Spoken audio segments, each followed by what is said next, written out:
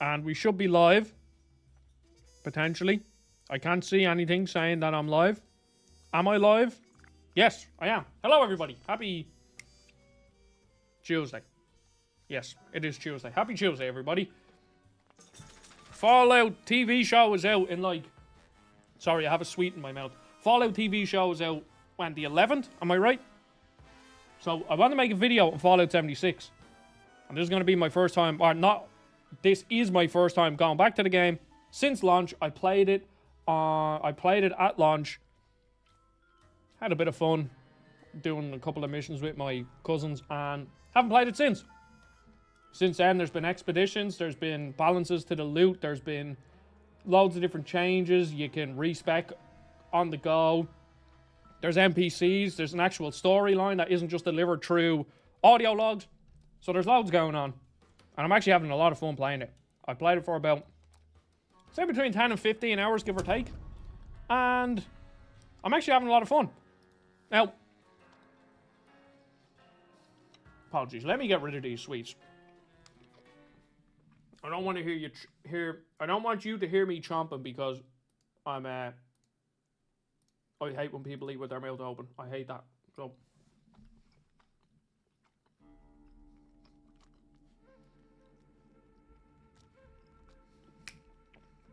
sweets are gone. I can now speak.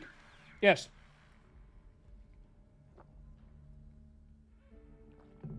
So how it will all pan out in the end game, I don't know, because let's be honest, the shooting in Fallout 4 and 76, the shooting is fine. It's fine. It's completely fine. But it's by no means good. And like here you can see I've explored quite a bit of the map. Like I've discovered locations all the way over here, I've discovered locations all the way up here. So I've done a fair bit in the game. And obviously the weakest part of it is the shooting and combat, because I mean it's Fallout. They're just not good. Not well, maybe not. They're not great. They're passable. The shooting is completely passable. The gameplay of Fallout games is completely passable. And I'm really enjoying the quests so far. Honestly, I think so far with the faction quests, I think they're like maybe on par with Fallout 4. They're not a million miles away anyway. So as sort of like a single player experience, like I want to have so far a Fallout experience for 15 hours, I think is roughly what I played. I'm having a great time. If you don't like Fallout, then you won't like this game. There's, you know, if you don't like Fallout 4, you won't like this game whatsoever. But like, I just really like the weapon crafting system. Like, look at these cool weapons I have that deal crazy amounts of damage. I haven't done any of the expeditions yet because I haven't completed that quest line. I'm currently going through the sort of main story quest line.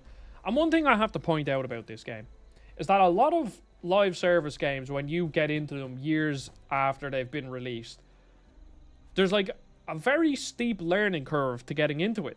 But I think Fallout 76 actually does a really good job at introducing you to things gradually through the main quest lines. And it doesn't overwhelm you with stuff.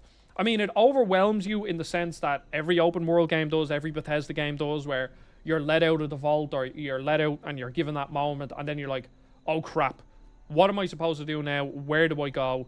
And like that overwhelming nature still exists, but the live service stuff isn't overwhelming. It sort of gives you this introduction quest line where it basically teaches you how to set up your camp, how to craft weapons, how to upgrade stuff, and then sort of teaches you like daily quests and all this sort of stuff. So it does actually a really good job. So this is sort of like kind of like one of the main quests. So if I remember correctly, hello Alex, welcome. If I remember correctly, Fallout 76 when it launched, well no, not that if I remember correctly, I know this is true. So when Fallout 76 launched, there was no NPCs. Every single piece of story was delivered through text logs and audio logs and exploring areas.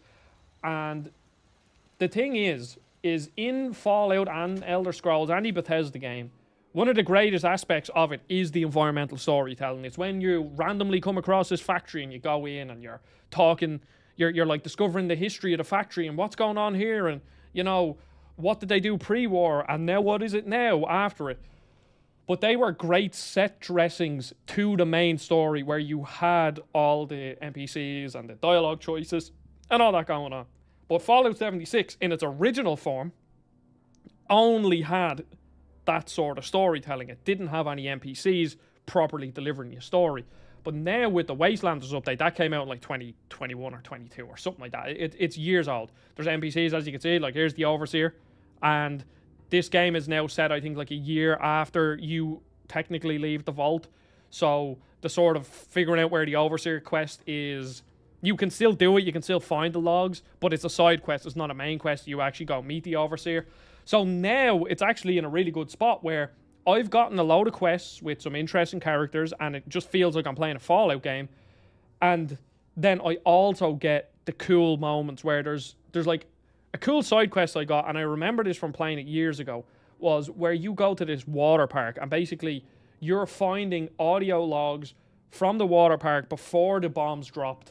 And it's basically, there's a handyman nanny who is looking for a kid that she was looking after, and she's been there since the bombs have dropped. And you only experience that through audio logs and through notes and all that. But because that was the only way the story was delivered in the original game, you were like, oh, not another one of these. But because I'm getting the proper quests, and then I'm also getting these cool environmental areas where you're learning the history, and like I said, that quest where I'm trying to figure out the case of a lost boy, but it's all delivered through audio logs, it's actually good because it feels like it's an addition to the story rather than just the main story. So, yeah, it's still Fallout. I deliberately built my character so far. Oh, also, when you leave the vault, you get the option to start at level 1 or start at level 20. And I highly recommend everybody just starts at level 20. It kind of cuts out a lot of the boring stuff. And you're like given perk cards and all that so that you can kind of start building a build straight away. And it's just way more accessible in that sense. So, now, this is one thing though. This is essentially one of the main quests. So, I mean, if, and I will put a big if here, if you are worried about Fallout 76 spoilers, then of the sort of one of the main quests, then maybe don't watch this stream from here on. But I mean, it's Fallout 76. Do you really care that much? I'm not sure. That's up to you. But I deliberately built a VATS build because, if we all know, shooting in Fallout is bad. So basically, you just want to do that to kill the enemies, and that's why. And I'm going to get a video out probably by the end of this week. That's why I'm worried about sort of the endgame loop. Well, not really worried, because like if I played 40 hours of this game and had a good story, had a fun time exploring, I wouldn't see it as a waste. I'd say, oh, I really like that. That was great. And I would recommend it for that. And I don't really care. Like if the endgame loop is a bit boring, I don't really care that much. It just means that maybe like that would obviously be a caveat in the review of sort of like, well, if you're looking for something that you can go and grind, like the grind is there, but at the end of the day, do you really want to run through and just mindlessly shoot enemies with Fallout 3 or 4's combat system? Because I don't. So we'll have to see. We'll have to see where that goes. And there's actual skill checks. Can I speak to the Overseer here? There's proper dialogue trees like Fallout 3 and New Vegas. It's not the Fallout 4 system where you have like a little radial menu. You actually have like, sometimes you could have 6 different options to say to a character. And one thing that I will say is I really enjoy the writing in this game. It's actually quite funny. And some of the dialogue options you're given as you're like talking to different people is actually quite entertaining. But like I genuinely am enjoying this. And for bugs, so I've had, because Alex was saying he'll laugh every time I fall through the floor. So for bugs, it's not completely bug free. It's nowhere near that. In my like 3rd play session, I got a bug where I was basically falling through the floor.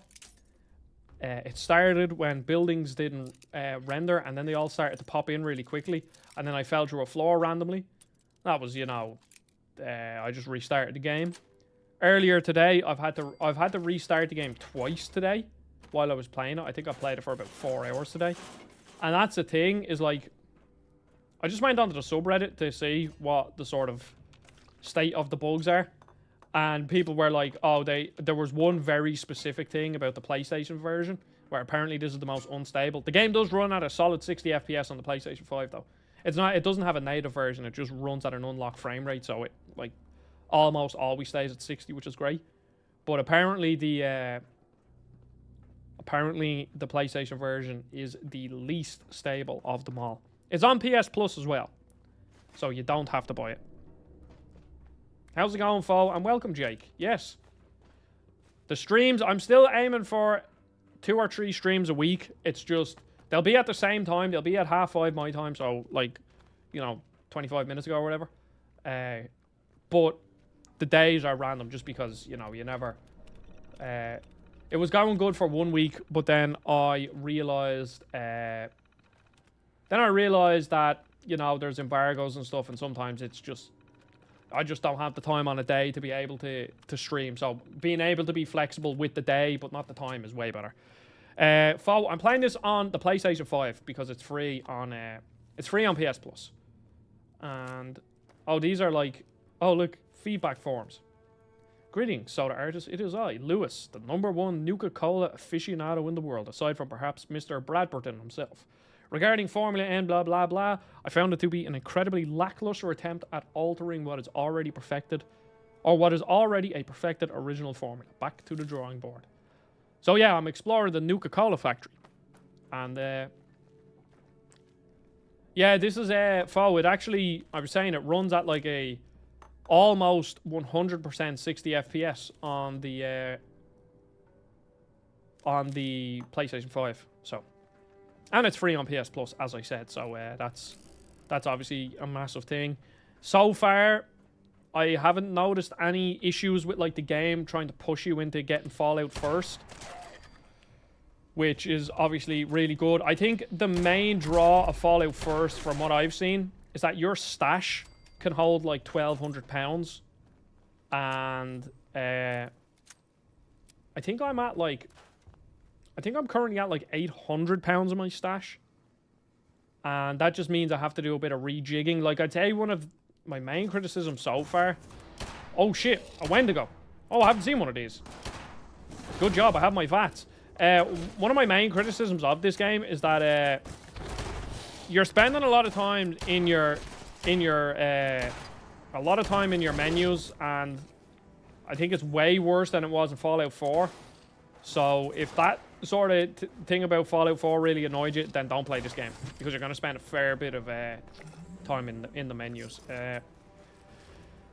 Did you see Jake reacting to you as being in the Angry Joe video? Well, I don't know if you were in the chat at the time yesterday, but Jake tried to get me on the stream and I couldn't. And then I decided, Jake, I need it. Yeah, thank you, Jake, for reminding me that.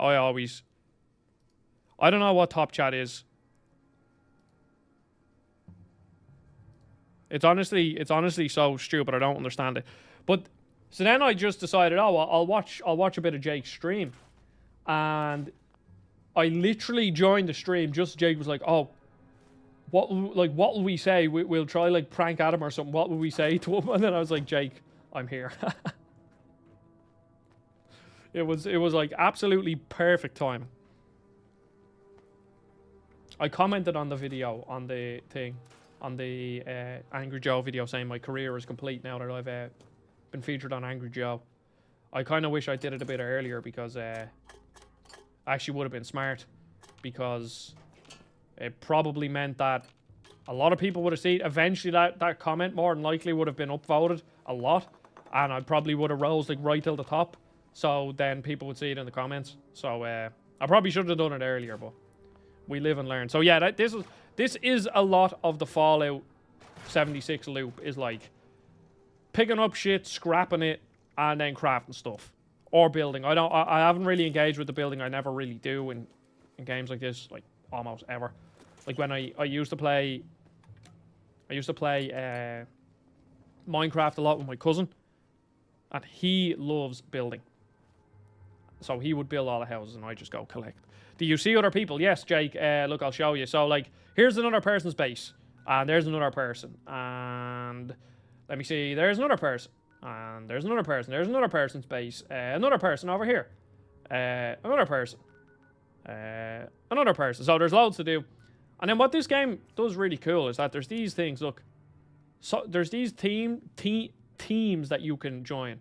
And here these casual teams are just casual. You don't have to engage with these people in your party whatsoever, like at all. But if I join this, oh well, that one's full, let me see. If I join this casual team, now I'm in this team, these 3 people are on my team, and we now get plus intelligence, which means we will all gain more XP as we go around, just for being in the same team together. And then every time I complete a quest, they get caps, and every time they complete a quest, I get caps. So there's almost no downside. The only downside to having people on your team is that you have this ugly UI down the bottom. That's probably the only thing. But yes, you do see people. There's public events. There's raids that I haven't done yet. But as I was saying earlier, I don't really know how raids will go because, I mean, it's Fallout and shooting people is the most boring part of this game. So, yeah, that's just going to be, I'll see. Jam rods. Couplings are damaged. There's a lot of skill checks as well, which is something I wasn't expecting. Like, at all. Like, whatsoever.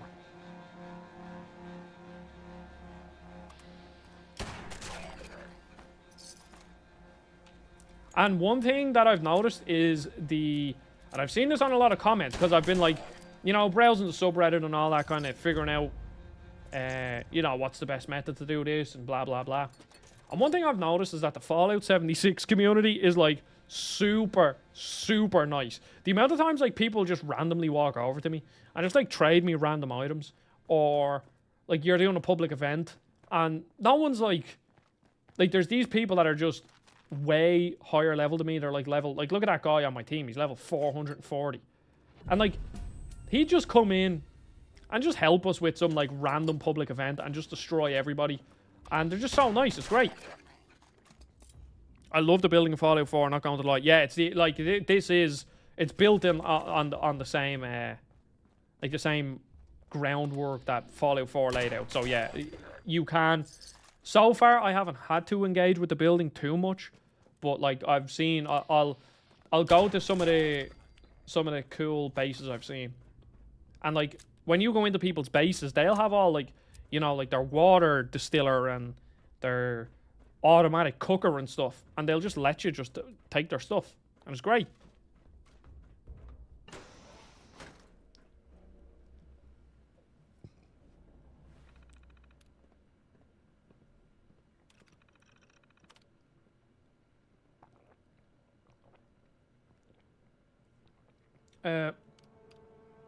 People who don't want to get sick and die. Let's click that one. Nuka-Cola. Oh. What do I want to call it? Scorched? No, vaccinated. Because that's what we're trying to do. So essentially, the story of this game is everybody has left Vault 76. This is the Overseer from 76. The original game, the base game, you are trying to figure out where the Overseer went. But now you know where she is. And instead, your whole job is that there are new settlers coming into the Appalachia, and a lot of there's this, like, disease running around called the Scorched, which kind of turn people into, I wouldn't say ghouls, but fairly similar, like, kind of feral. Now, they use guns and stuff, but, you know, they're out to kill you, and you're basically trying to inoculate a whole population of new settlers and new raiders to basically stop the spread of the Scorched. And let's scrap some more items. And I'm actually, like, the story's actually really fun. Okay, so that's the... No, that's not where we need to go. Start the assembly line. So we're making a we're basically making a vaccine here with Nuka-Cola. It was pretty cool.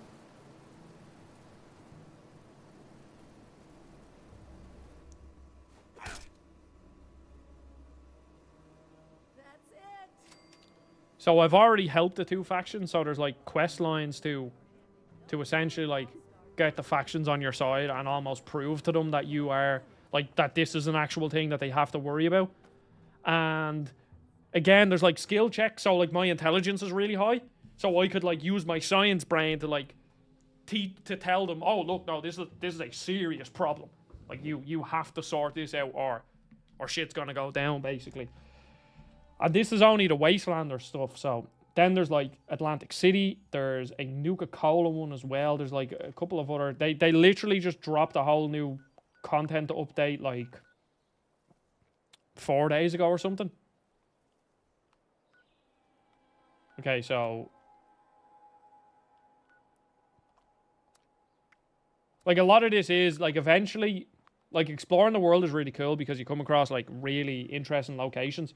But just like any Fallout game, eventually it just kind of that sense of discovery is there. But then eventually, it's like, oh yeah, this is cool.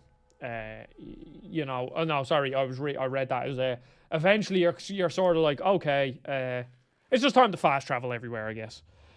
Think you could have committed to a whole stream if I tried Fallout in 1876 with an old. That would have been a very good idea, but unfortunately, I'm not that creative. SD, have you played the Joker? Have you unlocked him? I unlocked him. As soon as it's here. What's this? Nuka-Cola. Nice looking label, I guess. What gives? Well, I guess I should be impressed if you went to all the trouble of making it easy to take. Still don't know what to think of you, Vault Dweller. And then you have reputation with each faction. Saving us from your plague is a good start. Yeah, Jake, you should be ashamed of that. I played like maybe an hour worth of missions with him. I was like, oh yeah, he's fun. And then that was it.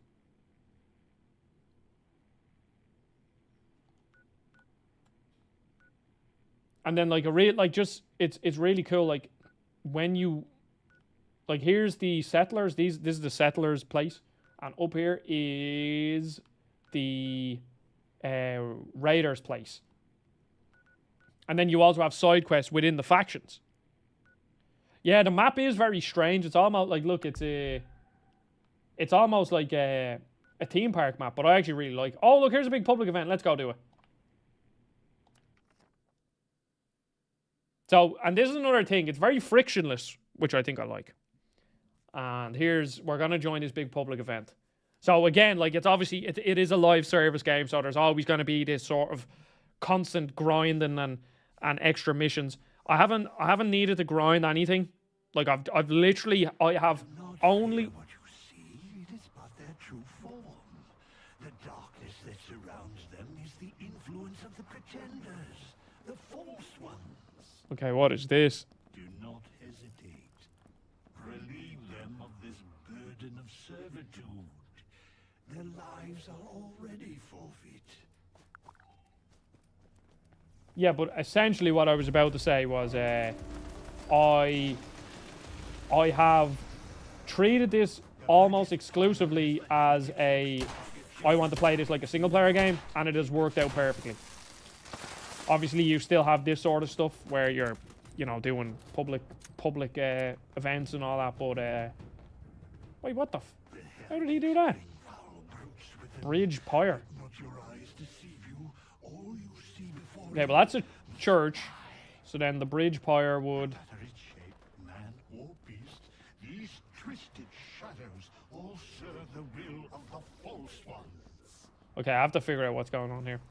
Okay, you can see here the game is like not running at 60 FPS, but I would assume that's because there's like 20 fucking people around here. Oh shit! No, the church. We must get back to the church. And another thing is like, with these sort of public events, oh, welcome, Poison, welcome. With these events, it's always like, you know, you just let all the big boys do everything. Because like I'm like, you know, look at all the bullet, like, you know, these take quite a couple of bullets. But I have my VATS build because feck that, I am not shooting.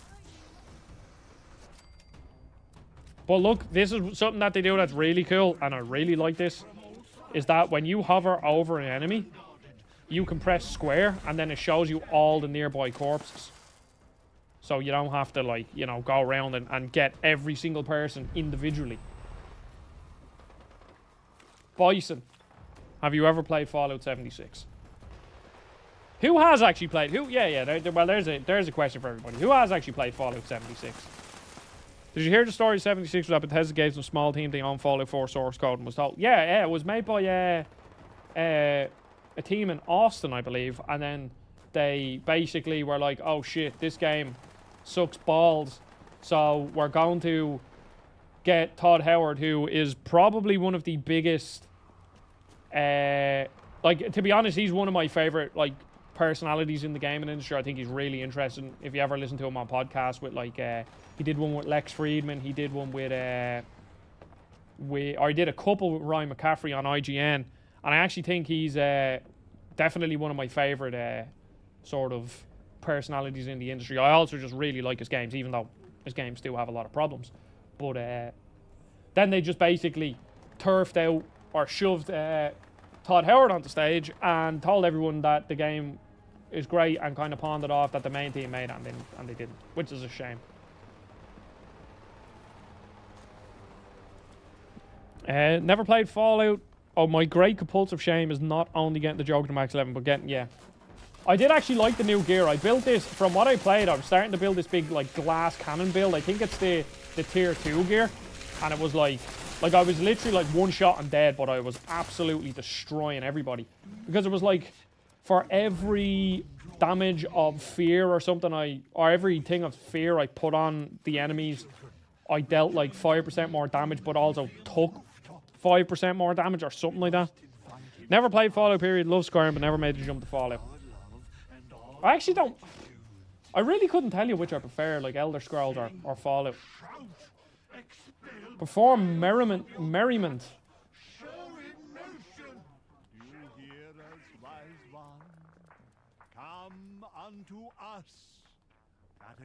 Wait, is everyone like emoting?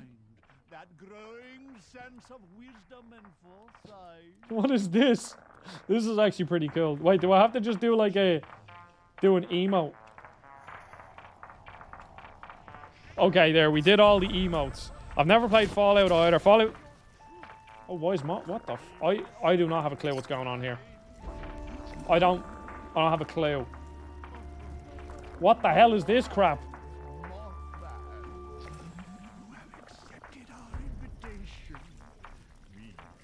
Fallout New... Oh, wait. I've never played a Fallout game, but I remember a friend playing them. Fallout New Vegas is a must-play, but shooting so bad. Yeah, it is. Never played Fallout either. Welcome. Mocha, I know you've probably been here for a while, but welcome. I've played maybe 3 total hours. I bought it at launch and hated it. Yeah, that's totally fair. Doctor level up because, yes. I had a similar situation. It's just, I was playing with 3 of my cousins. So, like... You know, if you have a good group of 3 or 4 people playing any multiplayer game, you're going to have fun. But, yes, it had loads of problems. How did I do this? Toggle view. No, toggle active. No, that's not what I... Because I want my... So, like, here we could see all the stuff I got. Oh, no, I actually didn't get that much.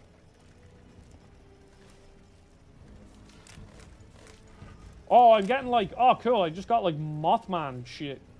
Cool, cool, cool.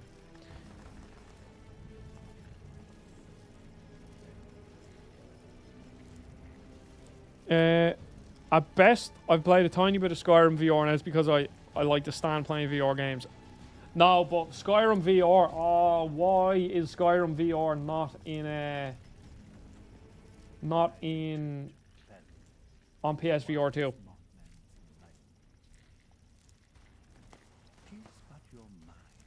Okay, so this is a cult of people who follow Mothman. Well, I mean, SD, let's be real. If the world blew up with a nuclear fallout, I'd say a couple of cults would rise from the ashes. Do you fear the truth? Who are you? We are the wise Mothman. We have ventured from our place of during the time of the equinox, myself and yes, you will find them if you Okay. far Should you ever feel repulsed at your journey? No, no. There's no native sort of way to port. Well, yeah, there's no way to port over a game from PSVR 1 to 2 without. Like, it's not just like a straight, like, oh, this is just a quick port job, because how they do, what you call it, the tracking is completely different, because the controllers are completely different. So it has to be like properly ported over. And yes, Alex, Todd Howard did a podcast with Lex Friedman. I would highly recommend it.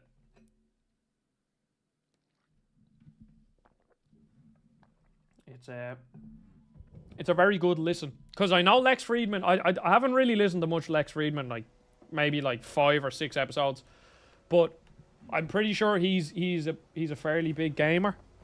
So it was a very interesting conversation.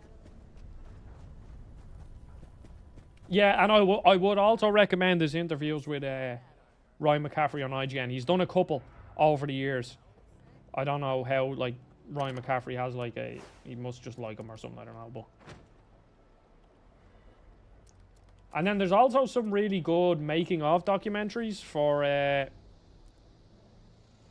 there's also a lot of really good making of documentaries for Oblivion and Fallout 3. I forget what the making ofs, but I've watched a couple of good documentaries too. This is random, but have you played Pentiment? No, I haven't. It's a game I want to get around to, because I actually really like Obsidian. But I think it takes a very I don't know, rare state of mind. Sorry, I was trying to think there. A rare state of mind for me to play a game that is all text. Just because eventually, I don't know, sometimes games, like sometimes when I'm playing games, I just kind of want to, not exactly turn my brain off, but when you have to read a lot and that's a game that you're playing, and then like, like you finish up a whole day and you're like, I just kind of want to, I don't know, shoot some bugs in Helldivers or play a platformer or something. So it takes a special kind of time for me to play it, but I will eventually. Arlo's barking out the window, as he always does. Okay, so let's inoculate the raiders. Now, I hope this unlocks more quests. I hope this isn't the end of the quest lines with these. Patience ain't This is the inoculation you promised? Bottles of Nuka? You best start.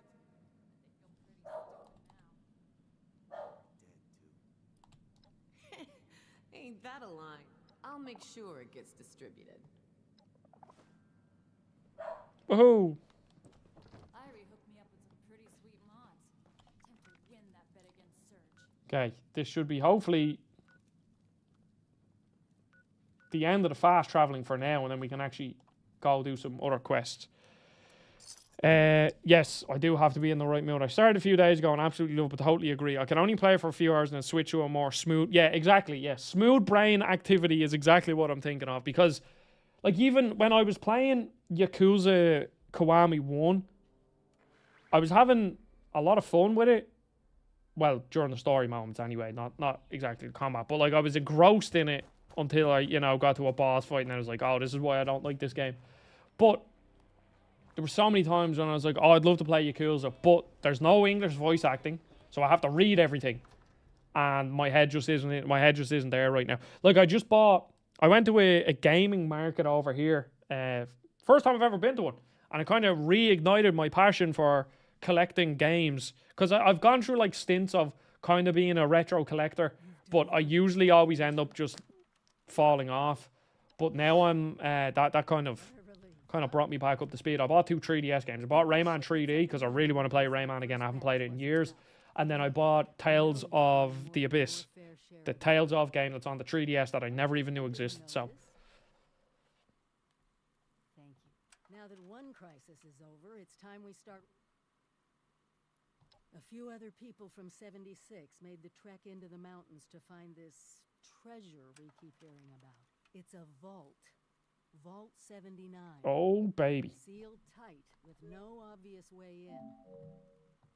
We don't have a way in, but every student who graduates Vault Tech University has a story about, and not just stuffy professors and their Mr. Over 25 years in the making for me, but it's time to finally see what it's hiding. Meet you there? Yes, Mrs. Overseer. And you get a lot of stuff for doing the quests, I'll tell you that much. Okay, I need... Yeah, we'll just equip that for now. Right arm. The right arm is still full. Right arm, left arm. How's my left arm? Oh, I only have a leather left arm. Oh, I need... Oh, that's power armor. Okay, cool. I just saw a video of Rayman 3D running exceptionally well thanks to a homebrew hack that can overclock. I heard that it runs pretty okay on the 3DS. I think. I'll find out. It only cost me €15. And... I was looking to get either Dragon Quest 7 or Dragon Quest 8 on the 3DS, but there was actually a sealed Dragon Quest 7 for €45. Oh, it's awful on 3DS, Jake. Don't tell me that. Don't tell me that. I thought it was good. I thought I did a very quick Google and someone on Reddit said like, yeah, it's fine. Because I haven't tried it. Now if anything, I'm more interested in trying it now.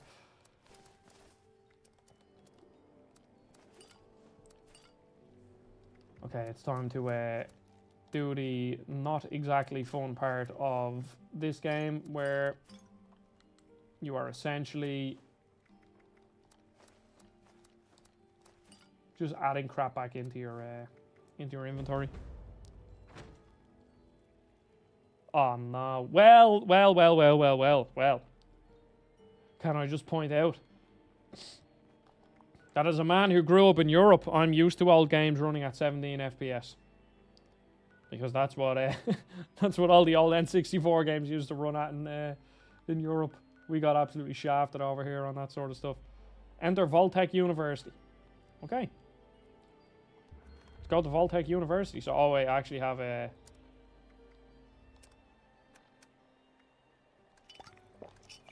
I have to drink some stuff.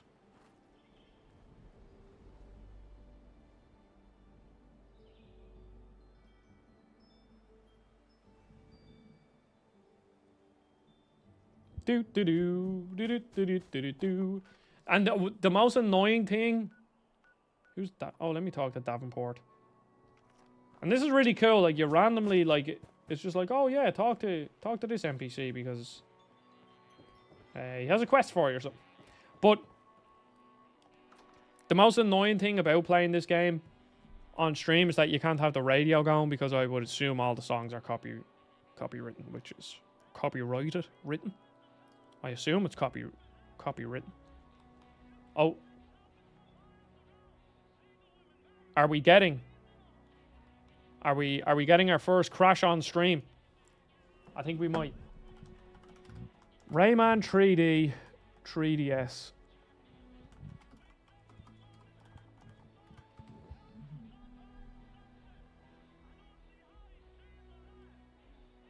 Yeah, this was the Reddit post. Is Rayman 3D really that good? 9 years ago. And the number one sort of the like top Google comment is no way that it's bad. It's a good port of an amazing game. You better not be lying to me. Because that's a post that I read.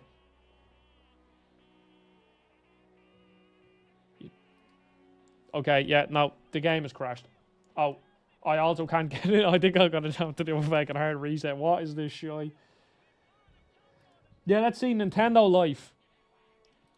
When Rayman 2 for blah, blah, blah. Okay, let me see. Conclusion. Ultimately, Rayman 3 might not be... Oh, we're back in. The complete reworking that some fans hope, but it's a solid portable version. Okay, there we go. Solid portable version. We'll take that. I'll take that any day.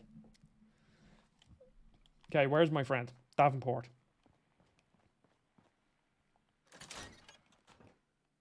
I think Davenport's the handyman down here.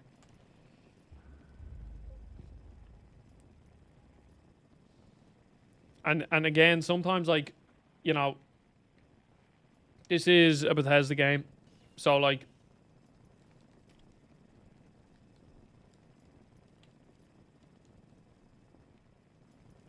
this is bad. Well, Jake, we'll just have to see.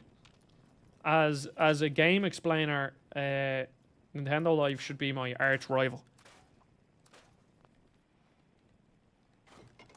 Let's just get all this crap and start scrapping it. You never know what you'll get. Also, there's a really good song in this game. I don't think it's in any other Fallout song. And I think it perfectly encapsulates the sort of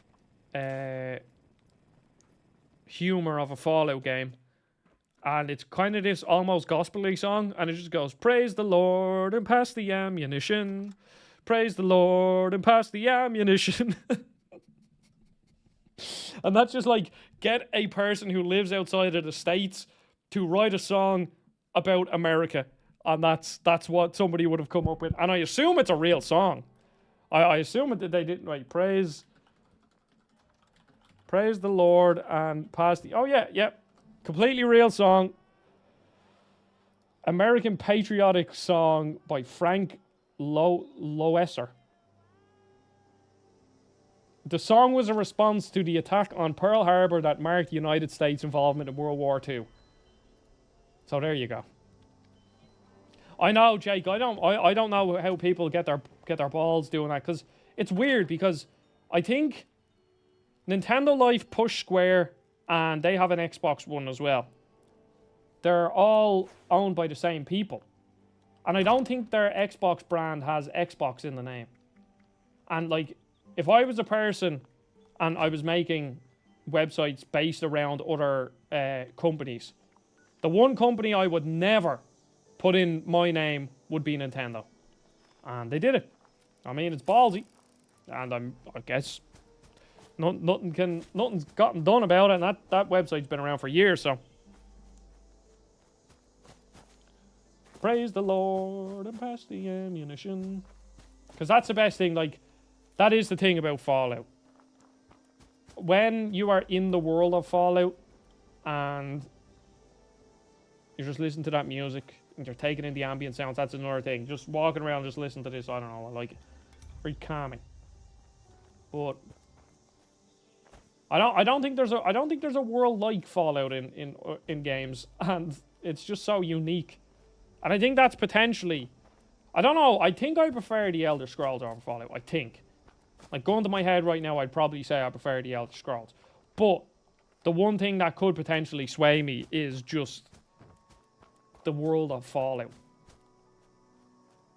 And even though the game can look ugly at times, and it certainly can, because it's running off the engine of a 2016 game, and it's now 6 years old, and it's Bethesda, who, let's be real, don't make the most beautiful games. There's some parts of it that do actually look really good.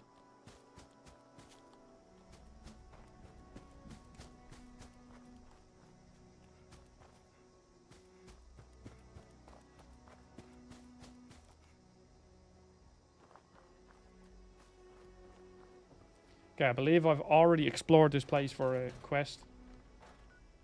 Yes, I have. I remember. I think that's the place where you like.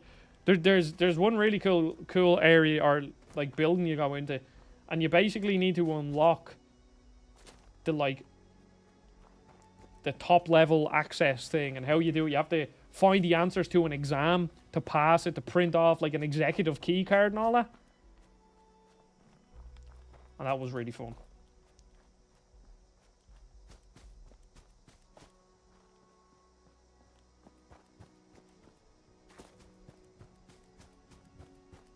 So has there been any gaming news worth discussing? I know there's a lot of stuff going on with like Marathon and Bungie and all that crap, but I don't really care about it, to be honest. Did you finish DD2? And if so, did that change your rating? No, it didn't. I did finish it. Didn't change my rating. But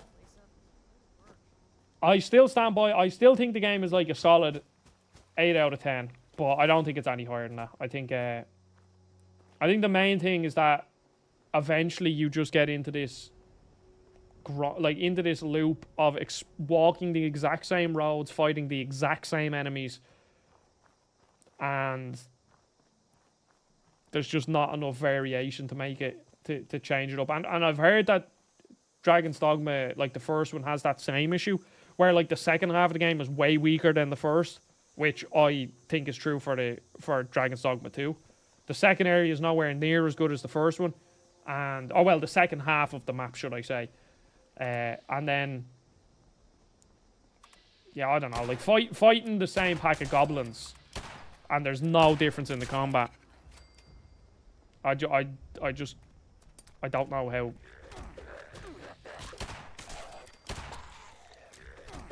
Alternate take, it's very quickly rising, one of my favourite games of all time.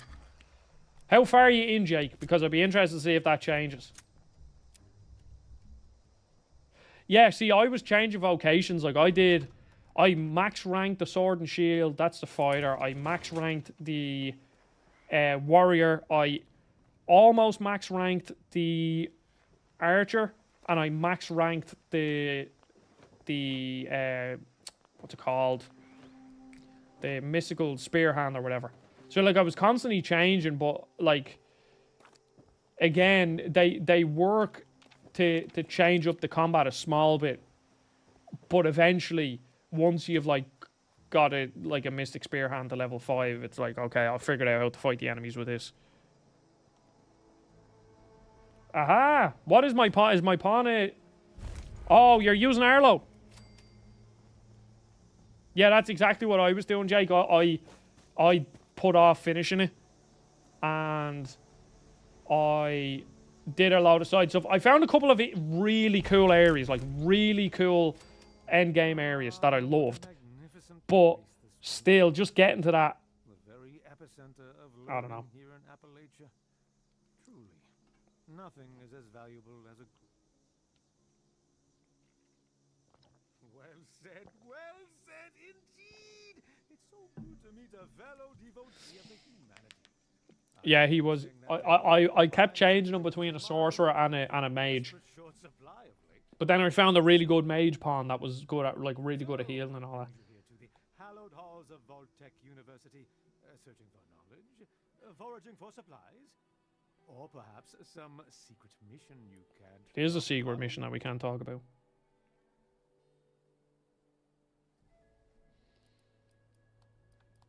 Not only have I seen her, we had a pleasant conversation just a short while ago. She went inside the school.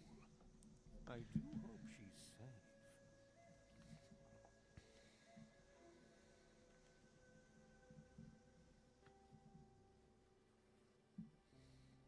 Normally, I'd have to politely here. Certainly. Mocha, I was thinking... Is there like I actually don't even... I deleted Dragon's Dogma off my PlayStation, so I couldn't even click in. But is there like a pawn number or something that like Jake could give you or something? And then you could download him, because he's actually really cool. It's funny because he's a cat named Arlo, named after my dog. And then I gave him the nickname of my other dog, Poppy. So his name is Arlo, his moniker is Poppy, and he's a cat.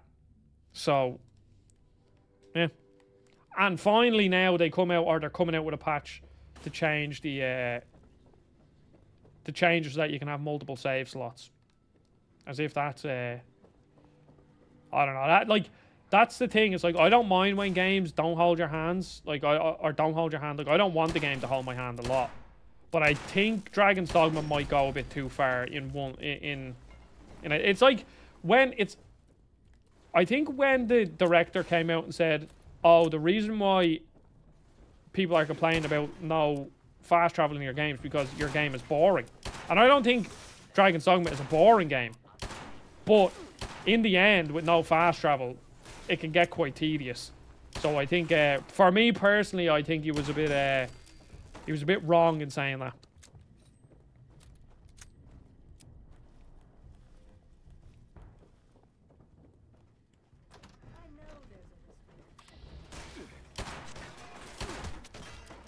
No, there aren't. Oh, there's not. Oh, I thought there. Okay, I thought they were bringing in multiple save slots. Because when you beat the game, you can't go back to your. Oh no, well you can. You can load from your last in save, which is a way around it. But I still would have preferred to have an option to continue on, or like go to the point of no return beforehand.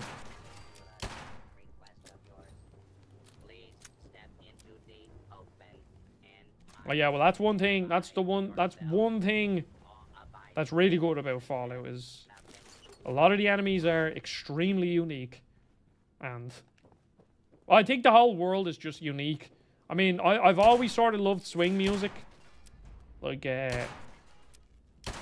know, not one of these people are gonna be like, yeah, I grew up listening to Frank Sinatra because I was singing Frank Sinatra when I was 2 years old. Like, no, I had listened to Frank Sinatra through other people a bit and stuff like that, and Ain't That a Kick in the Head, Dean Martin and all that. But then when I properly got into Fallout, then it like cemented it. I think it's probably my favorite genre of music.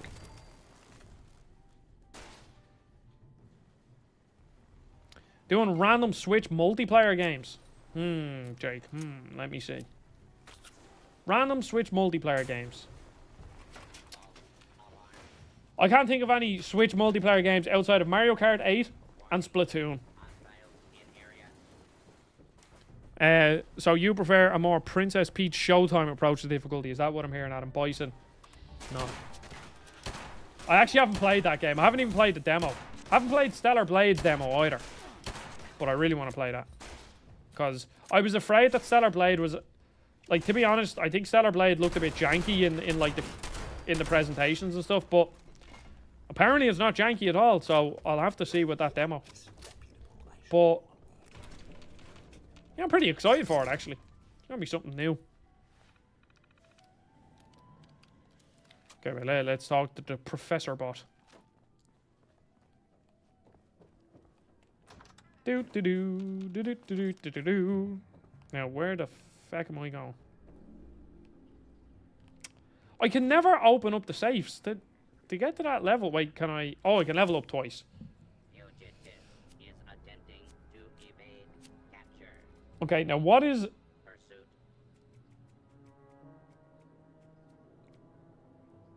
Where is it? Is it here? No, not sneak. No. Pistols. Okay. Sprinting. While sneaking. No. You can craft and disarm trap. No. No. No. No. No. No. No. Each agility. Oh.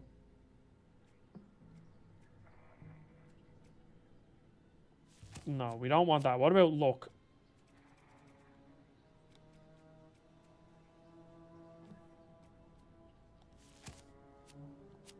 Is it intellect? Armorer, no. Hacker, gunsmith.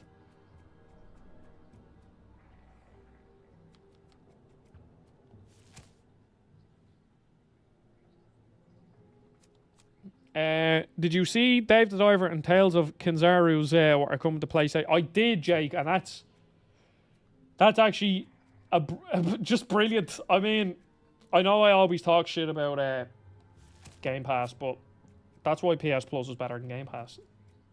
Because the games on PS Plus are better. Full stop. But that's, like, as much as I dislike what Game Pass is doing to or Game Pass and PS Plus to a certain extent, but I think the way they're doing PS Plus is a reaction to Game Pass. But how it's kind of changed the industry, and, you know, I don't think it's as sustainable. But where I do think it makes it a bit more sustainable is for the likes of, like, Tales of Kinzaru's out. Like, they're a small team. And being on PS Plus, I would imagine, no one knows what these deals look like, but I would imagine means that they are 100% safe with their or 100% covered for their investment that they put into the game, and then any sales they get on top of that is just, oh cool, now we can use this to put into our next game. So it just means that a company like whoever made Tales of Kinzaru can now make their next game and not have to worry about the sales of whatever. Like if that game only sells 20,000 units, maybe it's not profitable, and then they're like, oh shit, what are we gonna do here? But now they can hopefully move on and, I mean, make another game and not have to worry. And I think that's the only positive. But again, that's not exactly what, like, Microsoft do that, but that's not the full sort of goal of Game Pass.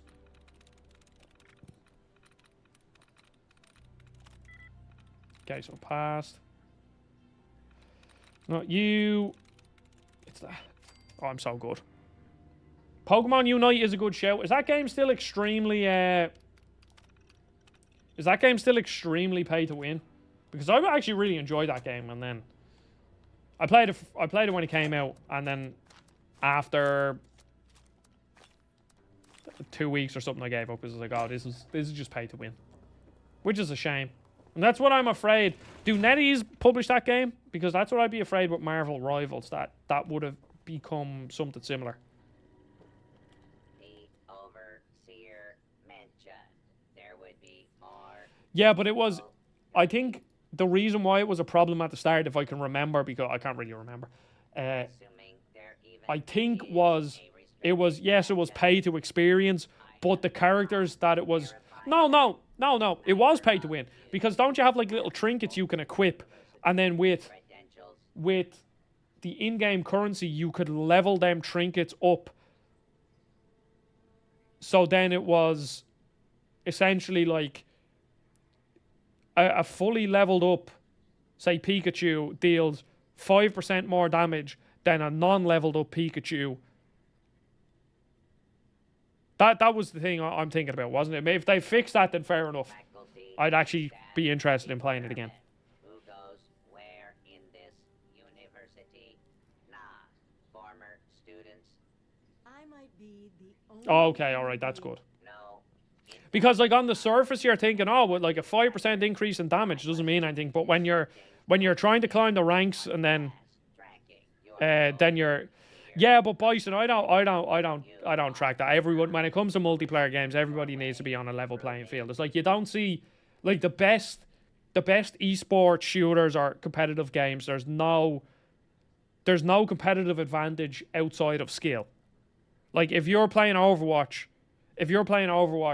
and you have a tracer versus a tracer, it's completely skill based on who kills each other. If you're playing CS:GO, it's completely skill based on who kills each other. If you're playing Dota or League of Legends, it's completely skill based on who kills who. So, and if someone who has played Tracer in Overwatch, for example, has played 100 hours of Tracer, and because of that, Tracer now deals his Tracer deals 3% more damage than my Tracer. That 3% is the difference between winning the fight and losing it. So I just can't get behind that. We are definitely going to play a lot of Marvel Rivals, yes. If it's good, should I say. We'll have to wait and see. I really hope it is, because I'm looking for something to take over Overwatch, because Overwatch is, not that every community in the world isn't toxic, but, like, no. Overwatch's community is so toxic, so maybe Marvel Rivals might be a bit better. The professors are gone. Let the 7-year-olds on the other end spend mom and dad's money to stand a chance against a seasoned gaming veteran like you. Well, that's all well and good, Bison. See, because I think in casual play, it's still frustrating, but in casual play, it doesn't really matter. But when I play multiplayer games, I like to play ranked. And if I was playing ranked and I lost a match not because the person was better. If the team's better than me, they're better than me. That's just how it is. But if I lost because you dealt 5% more damage to me that I just don't have access to because I had to play the game for 150 hours or 100 hours to get it, then I wouldn't even play the game. It's not worth it. Glad we agree in this. Your chief of... I'm not familiar with this test scenario. Professor Bott must have come. Okay, I have to do some... Oh, well, I'll definitely, Jake, I'll definitely play it even if it's bad, but it just depends on how much time I will put into it. Yeah, I know.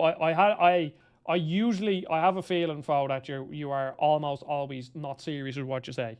It's more I just wanted to explain it. Because sometimes, you know, sarcasm, and that's the problem. That's the problem. Sarcasm doesn't come through text. I'm a very sarcastic person, and that has gotten me in a lot more trouble than I would like to admit. Because, like, the amount of times I'd say something sarcastically through text, and then the other person just doesn't get it. I was like, oh, sorry, that was sarcastic. And you have to like, explain yourself. Hostile target detected.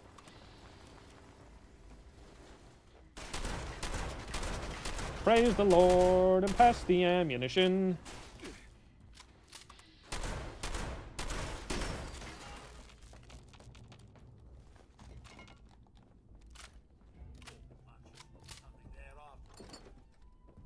All clear. I really don't know what, like, the next big multiplayer, because, like, Intruder. I really believe that Attack on hostile. that the finals was gonna be like the next big thing, and it was for a bit. And it's not dead. It's certainly not dead, but its player base has seriously dropped off. And I was playing with two of my friends, and I loved the final. But them two kind of were like, like they'll play it, but they're not as big into it as I am.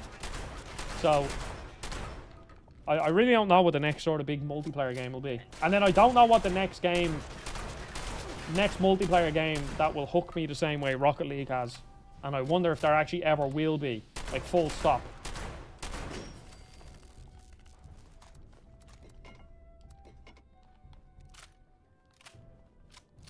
Problem is, though, I'm not getting any younger, and most professional gamers retire by the time they're like 25 or something. So I'm technically past retirement age for like the majority of professional gamers. Not that I was ever trying to be a professional, but you know, eventually your skills, I'm not at the stage where my skills have started to decline, but eventually, you know, probably like when you reach 30, you probably start to notice your gaming skills starts to decline, and then it's like, oh, that's kind of annoying.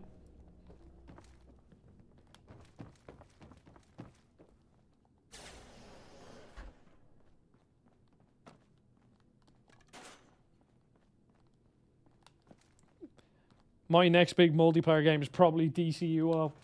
I do want to play it. The only problem is, Jake, so I know we were going to play it, but I was thinking about playing it on the American account. I was like, oh no, then I won't get trophies for it. And it's so weird that I'm not a trophy hunter, but they still have me where I still like to collect trophies, even though I don't like try to go for platinums, if you get me.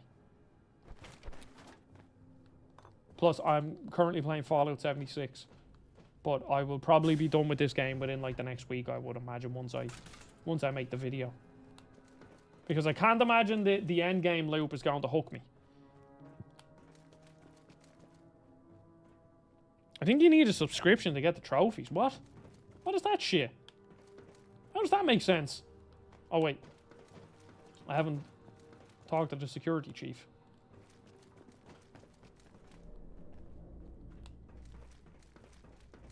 Oh, he's the security chief. Okay. Heck of a boiling pot you're stepping into. Little tiff between the engineers and the med staff is ready to blow. It's not like the usual bickering. Accusations of murder are being thrown around. There was a reactor leak. Kellerman, head engineer's apprentice, rushed in to fix it. Poor kid got a full dose of rads. Oh, that's a very strange system. Because of what happened, Dr. Loris, head of the medical team, refused to send in help. Quarantined the reactor area so nobody died trying to go in there. Head engineer Brass accused the doctor of murder.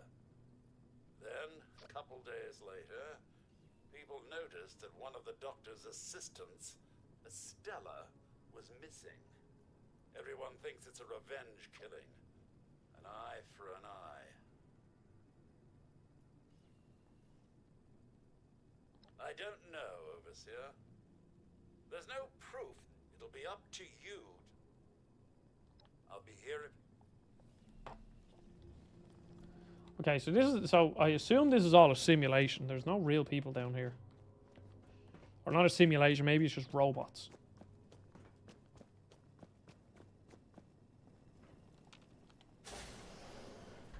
Yes. Overseer. I'm so glad you've stepped into this little mess of ours. I'm sure you'll resolve the matter swiftly. I will. I don't have a feud with Brass. No, I actually better listen to this. With me. I'm only doing my job, Overseer, looking out for the health of the vault. And I'm sorry to say that, in my medical opinion, the chief engineer is suffering from paranoia and revenge fixation. We can't let that fester. Simple. You can authorize me to place the head engineer under medical supervision. A combination of chems and therapy will do the rest. There might be some protest, but I think our combined authority will keep that to a minimum. No, I can't do the skill check. Just take my diagnosis over to the security team and say that you agree with my recommendations. Okay, well, you're trying to trick me here. Unpleasantness is dealt with. I don't trust you.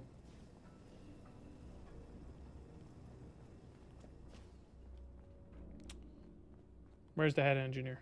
He's below us, is he? Yes. So I don't trust that doctor. He's speaking some gibberish to me. Overseer, huh? We'll see. Don't care what security says. Dr. Loris had no right to quarantine the reactor, leaving No, I tried to move out of the way to show you Arlo, but then he jumped up. That's all there is to it. I want justice, Overseer. No. Half this vault thinks he did the right thing. You do anything to him now, that split will turn violent. I want him exposed. Prove to everyone that he's the bad gear in this vault's engine.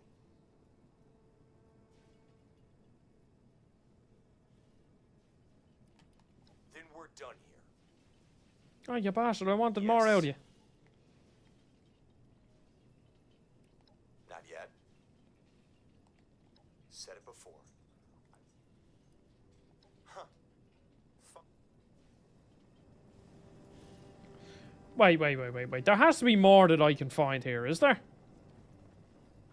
There's no way that that's just how I do this quest.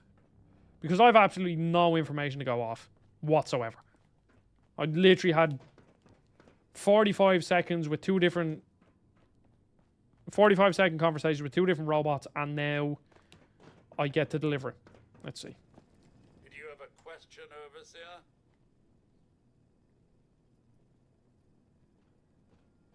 It's not really my place to say, Overseer. Delusional paranoia. Ah, feck, no!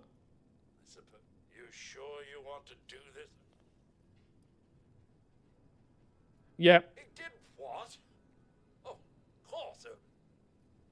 Yeah, feck him. I didn't trust that doctor.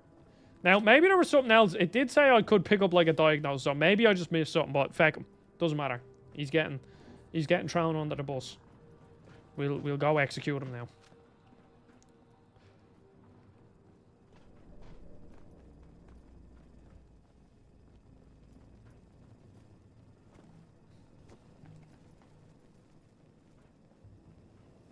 Dr. Loris, you're under arrest. By whose authority? The Overseer. Now make this easy for yourself and come peacefully. I don't think I can accommodate that request. Oh, you bastard.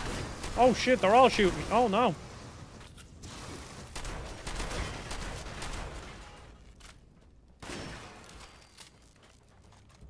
There we go. They're all dead. Anything I can... Shame it had to end this way. I did kill the medical staff. Thank you for your help, Overseer. You're welcome. It's a better place because of you. When I first did a vault simulation, it was a water emergency. The ration what food we had. Some people died. Riots and everything. We were lucky 76 never had to go through either of these cases.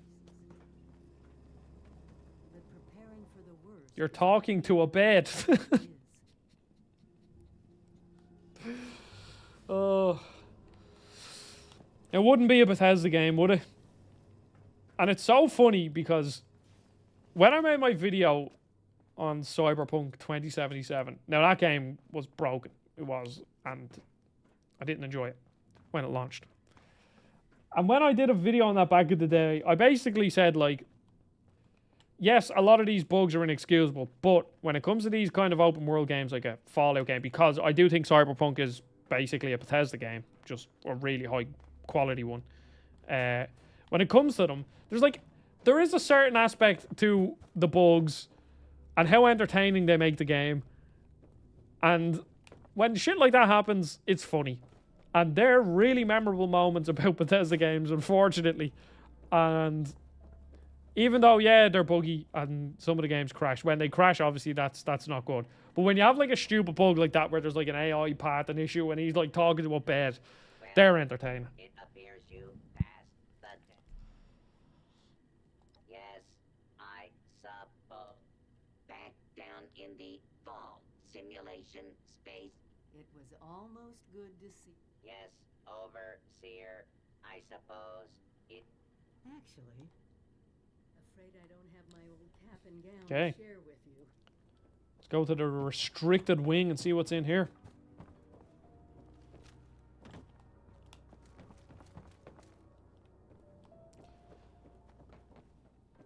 I actually am very interested in seeing what the Endgame stuff is for this game. Because I really cannot see myself enjoying it. It's like just going into big massive shooting galleries with ghouls running at you with this combat system just can't be it, surely.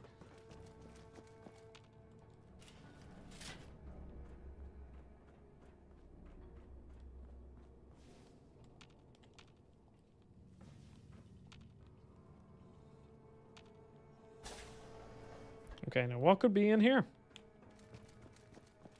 Buckets. Oh, feck.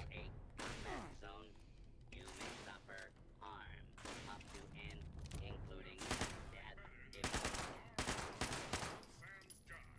Nah, let's use a different weapon. I actually don't have that many weapons on me.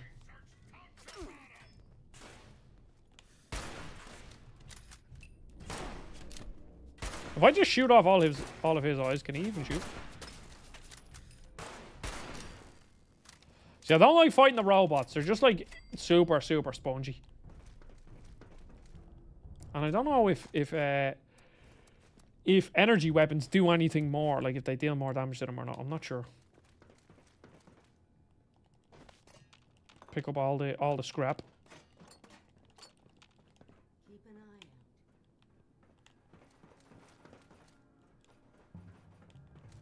eye Do.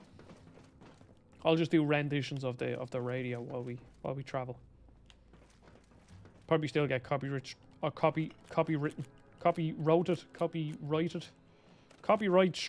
stricken, whatever the word is.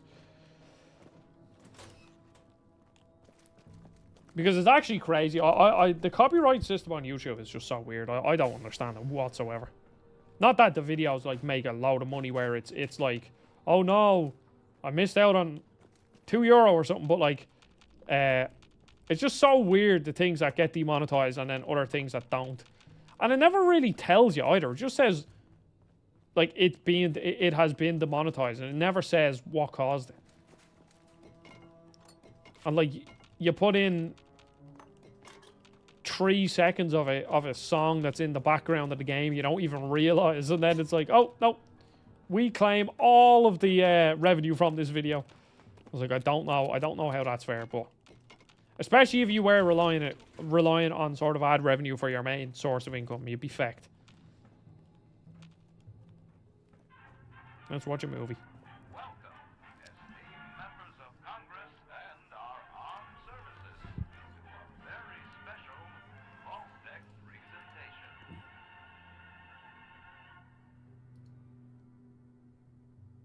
Gold. This rarefied metal has been the backbone of trade since time immemorial. And in the event of nuclear war, this precious resource will once again become invaluable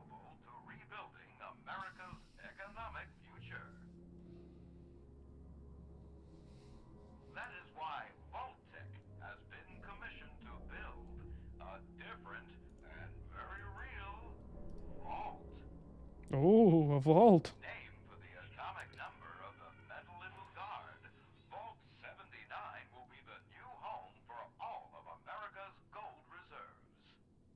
Fort Knox will secretly be retired and emptied. Its gold bullion transported to the new vault, where it will be safe behind Vault Tech's top-of-the-line automated security. Biometric recognition to verify authorized personnel. Sophisticated laser grid fields to ward off intruders. And Hope everyone liked my little run there. Tried to go as fast as I possibly could. turret systems built in partnership with our friends at Robco. Has anyone played that content warning game? That like weird horror film and camera game thing that I don't know, like, has anyone played that? Fo, you seem like someone who might have played that. The content warning game.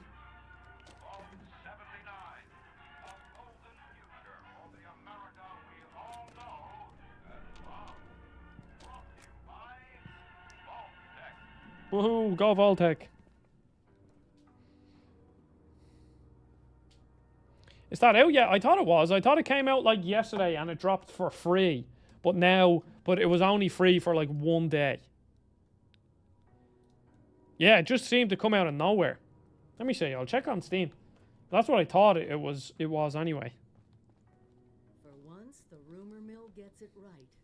There is a treasure in that vault. All of America's gold reserves. Even getting into the vault at all is going to be a challenge, let alone dealing with that buffet line of intrusion countermeasures. But the reward? Put aside the base instinct of hoarding wealth. What could we do with a vault full of precious metals? Yeah, content warning is... Yeah, it came out on the 1st of April. But I think it was free for like a day, and now it isn't, so it's $7.79. I don't really know what it is, though.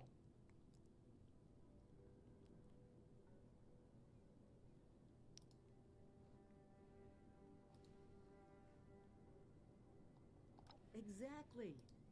No more barter or wild, unregulated proxies. It won't happen overnight, but one day we could have leverage.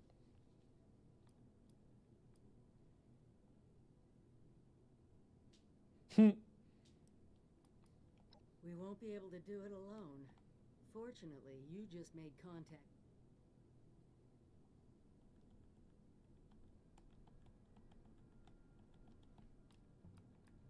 No, it doesn't seem to be on PS5, I don't think. I think it's only a Steam game. It seems like a game that would only release on Steam. Do me a favor. Okay, so who... So now I get to choose who I want to... See, I just can never do anything bad in games. I always have to go for the good option. Well, I assume this is the good option anyway. I mean, I would much rather align with upstanding members of society rather than raiders. So that's where I'm going.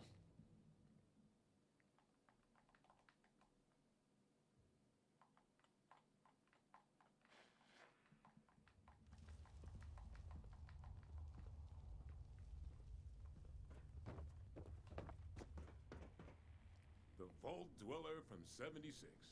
What is it? What? You want us to build a vault? That's a little outside of our usual work order. Huh? Oh, I see. Interesting. Yeah, I saw a clip or two of it on Twitter phone. It looks, I don't know, it looks like nothing I've ever really seen before. This is about that treasure.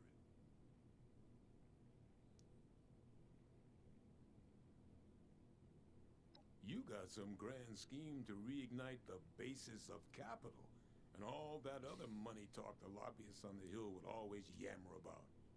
That's all well and good.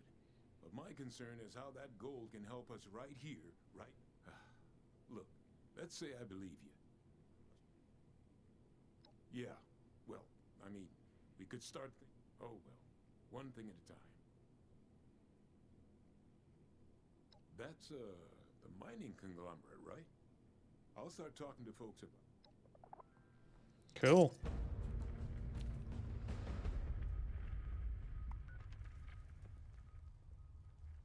That ain't happening. We are, I'm not going to talk to the Raiders, fact them. I can just never do anything bad. I always have to be a upstanding citizen in these games. Yeah, well, I did, Fo. I just looked at I just looked at some of the Steam reviews, and that's what a lot of people are saying, that it is fairly Lethal Company-y, which I just don't get them viral games, if I'm being honest. Like, I've never, ever gotten into one of them games. One of them, like, almost like, would you call them social games? Like, I never liked Among Us. I played one PlayStation of Among Us with a couple of friends, and I was like, I genuinely couldn't care less about it. Never got into Lethal. Now, part of the reason why I didn't get into Lethal Companies because it looked like it was pretty scary. So, I don't know how wrong or right I was with that, but...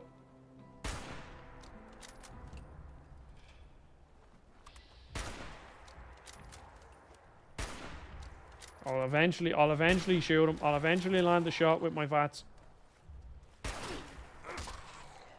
Just melee him.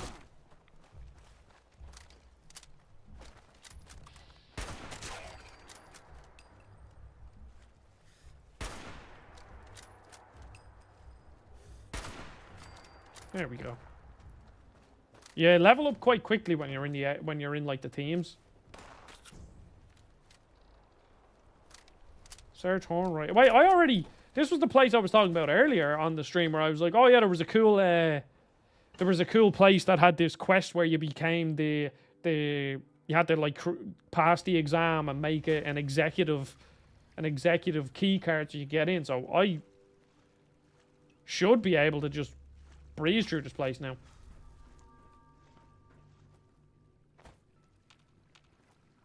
Let's see, I hope I still have the key card on me. I do. Cool. Oh, that's actually really cool. That's handy.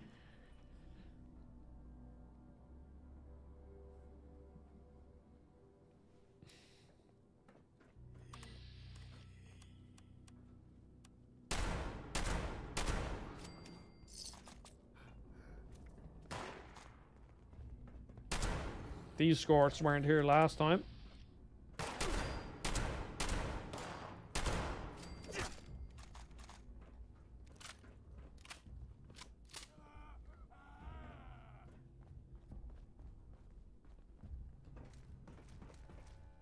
No, that's not what I want. I want to... Let me only make this one active.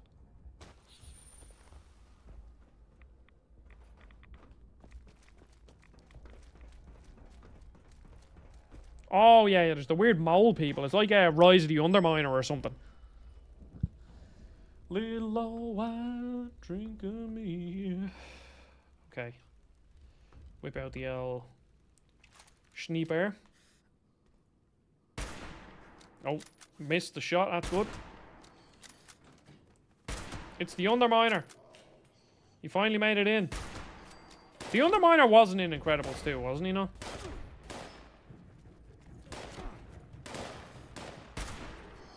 That's another glitch where it says the quest has started about, no joke, 20 minutes after the quest has started. And I'm not even joking. I mean, maybe it wasn't 20 minutes, but it was at least 5 or 10. And it just came up that the quest started.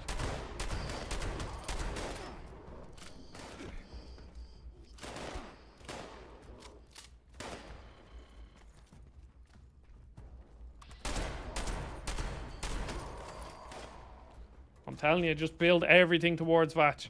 Would you prefer this? Honestly, Fo, I'll see how long this sort of like more single player content lasts. But I wouldn't say it's too far off Fallout 4. Now, not that Fallout 4 is like an amazing game, you know? It's not like Fallout 4 is brilliant and I'd be sitting there singing its praises. It's pretty good. But I think this could be on par, if not maybe slightly worse. But we'll have to see how long the sort of single player stuff lasts. Hey Adam, we are watching your stream on my stream. Well, Jake, I was actually only talking about the YouTube copyright system, so I'm gonna get you taken off YouTube because you're using my copyright, my copywritten, written, whatever you want to say, material. And yeah, we'll just get rid of you. I have done law in college for like 3 years, so you're done. User detected. Connecting. Connection established. Debug process initiated. Attempting to make contact with primary transponder signal. Primary transponder signal not found. Senior Executive Daniel Hornwright not found. Failsafe procedure initiated. Do I not already have his like Registered location logs for recent signal thing? No. Recent signal detected at Hornwright Estate safe room. Proceed to the location to complete failsafe procedure. Hornwright Estate and safe room access cards are required for entrance. Okay, so I need to go get his card. Well, let's start taking stuff. If it ain't nailed down, it's coming with me. Okay, let me eat some stuff. And drink some water. And now... Wait, it's optional to find it. Wait, how is it optional? That doesn't make any sense.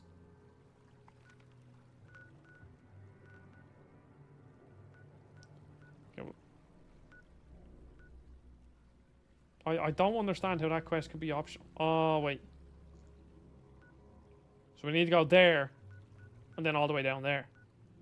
Hornwright Summer Villa. Very nice. Or maybe I could find one in here. Surely he'll have a key card in his office or something. Get rid of you. There, we just... I can't imagine. Yeah, I won't need any of these. Short pipe rifle. No. Cool. Now I can repair my my pistol. Doodaloo doo doodaloo. Respect. Cool. There we go. Because this pistol is my favorite weapon because it has this and this is what I really like. When you get like weapons for completing missions and stuff, this has a lot of interesting stats, like enhanced VATs. Now I don't know how I actually like bring it up, but it's basically I think I've like a 50% increased chance for my my VATs to hit. So like I almost always hit, which is just can't complain, can you? So it's actually like pretty much the only weapon I use.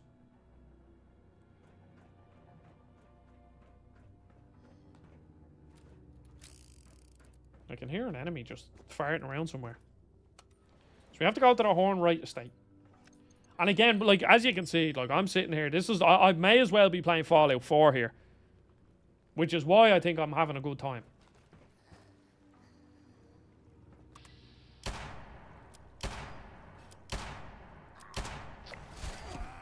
Oh, level 35. And then you get these perk packs that come with, like, little pieces of chewing gum. Also, actually, let me go grab something. Jake, I don't know if you're still watching, but I have something to show you. I went to a gaming market. Just let me kill these enemies. I went to a gaming market. And it had like a lot of retro vendors. And, you know, I bought 2 3DS games. And I was looking through loads of different PS2 games and PS1 games. And, you know, if I had a lot of money, I would have spent a lot of money. And I would have been very poor because I would have ended up with no money whatsoever. Because there was just so much cool stuff. But there was this guy that had a random spin the wheel. So he's like, pay me €5 and you get to spin the wheel. Now, I didn't realize he was a Pokemon vendor. I thought he was selling like other stuff that I actually cared about. It was all Pokemon cards, and I don't care about Pokemon cards. But I got 2 Pokemon cards. Now, I don't think they're worth anything.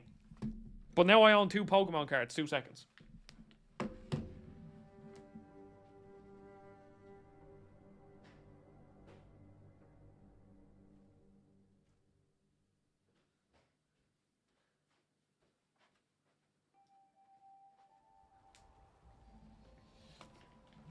Well, I actually do have a blue eyes white dragon. I have all the Egyptian Sky Lords, I believe is what they were called from Yu-Gi-Oh. Okay, so we want to go that away. Okay, here's my cards. Unfortunately, I don't think they're worth anything. So firstly, and I hope you can see this, I have this shiny or some, I don't know what the feck you call it. Let me just make sure you can see this. It's an earthworm.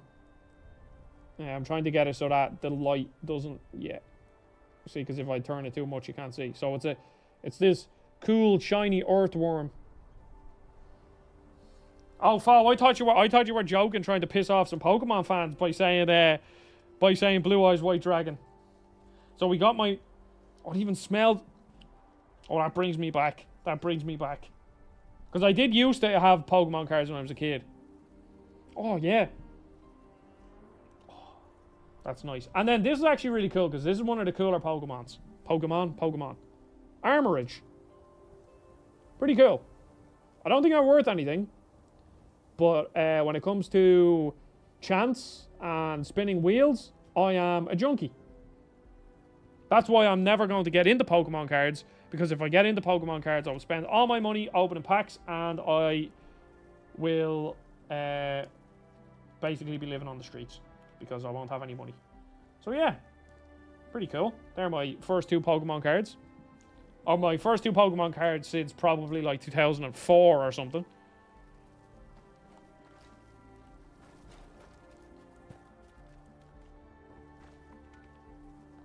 And I don't know how like parents keep up with their kids.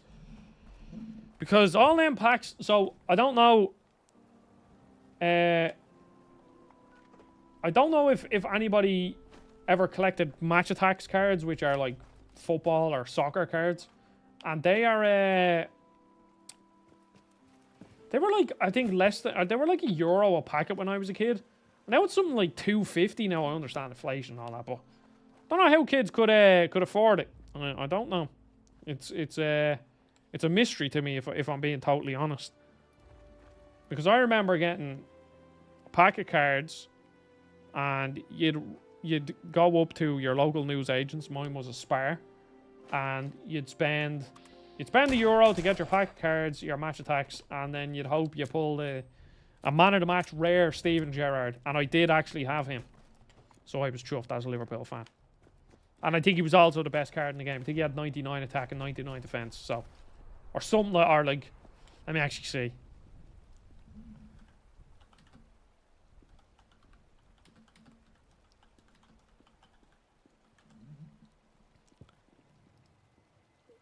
Yeah, there's the one. Is it expensive? Very, very good condition. Oh, you get it for like 20 quid. Okay. Not that expensive. I can't imagine Match Attacks are very collectible. Jake is reading a comic. What comic is he reading? Because I've never even read... I don't think I've ever read a comic before. Like... No, I actually had an Avengers comic when I was young.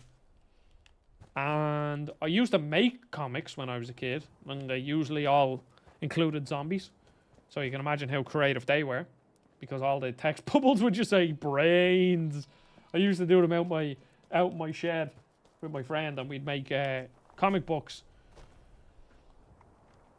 Yeah, it's just so weird the shit you think you do when you were a kid. Like, I always wanted to be a claymation animator. That was one of my dream jobs. So I never actually made the films, but I made my figures.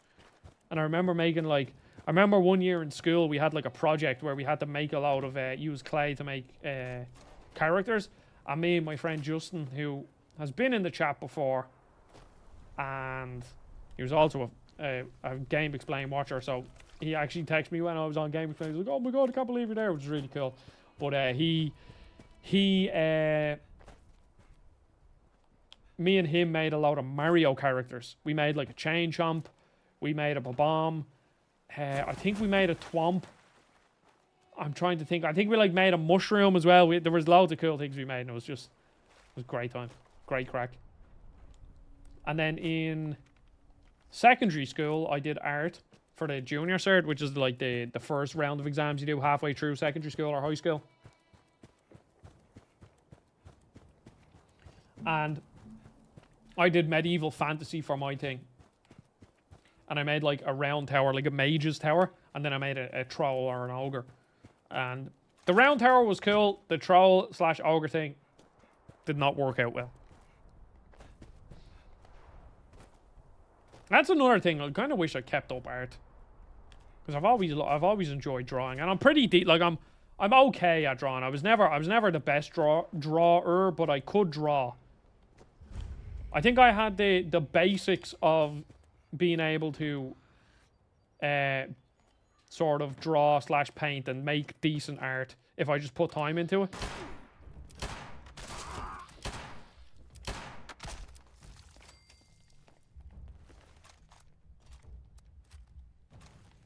Need a drawing stream. Oh my god. I don't know if I'd have to come up. I'd have to get like a different tripod, one of the ones that could like sit over me and get the camera looking down. But I don't think that would work very well. I literally can't remember the last thing I've drawn. So it would be a comedy stream or anything else. It'd be like draw a house, and I just draw like the little square with the sun in the top right corner. That's the best I can do. But my girlfriend is, even though she doesn't draw or paint very often, she's very good. I mean, every single piece of artwork in the background was made by her. She made the Majora's Mask out of paper mache. Now that thing's made of paper mache, and it was built. I think she made it in probably 2017, 2018. So it's on its dying legs, but it's still going. The Nuka-Cola poster, the Brash and Ball, the picture of Poppy, and there's so much more that she did.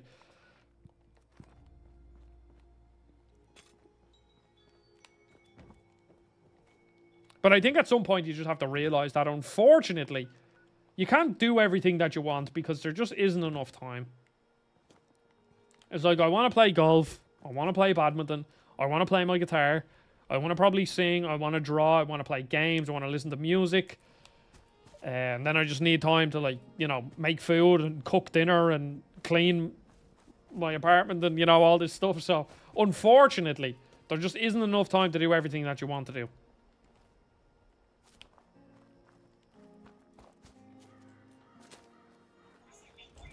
And then, obviously, that doesn't include work and making videos and all that stuff. So,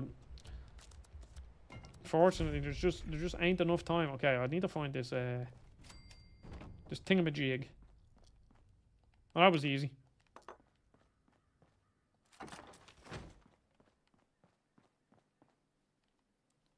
That's kind of depressing. Miscellaneous, a young woman, a cryptic message. Yeah, so once again, this was how all of the story was delivered in the base game. So, doing these quests is really cool. Like, they're really fun, and you're learning a bit about the air of, like, just a random location that you came across. But when it was the only way to experience a story, then it was bad. Yeah, definitely forward. Like, I mean, like, even a short video, like, takes multiple hours to make. So I wish there was more time in the day.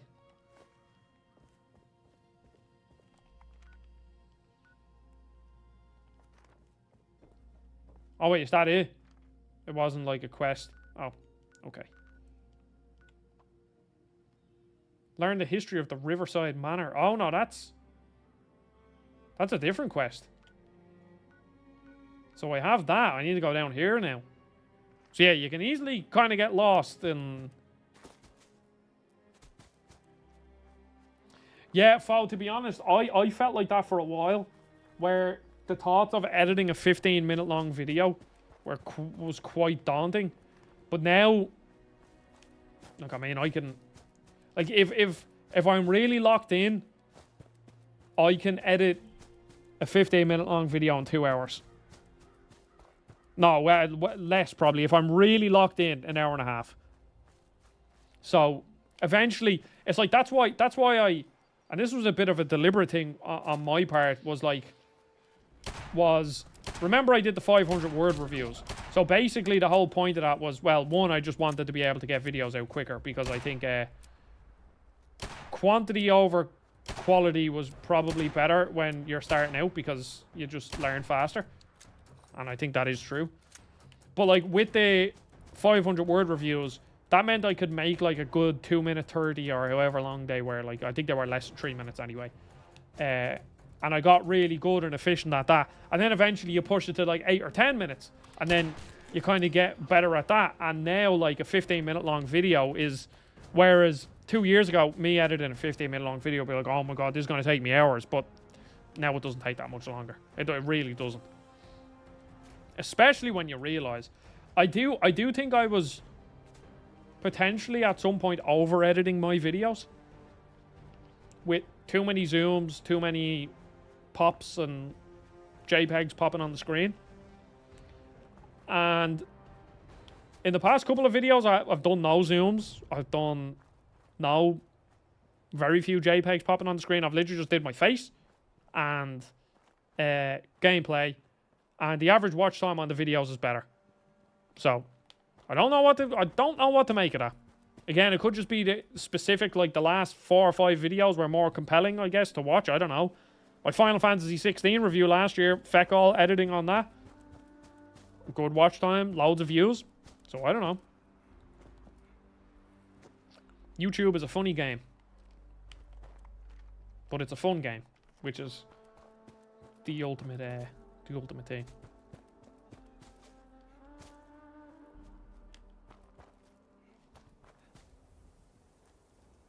What the hell? I've been streaming for nearly 2 hours. Does not feel like that.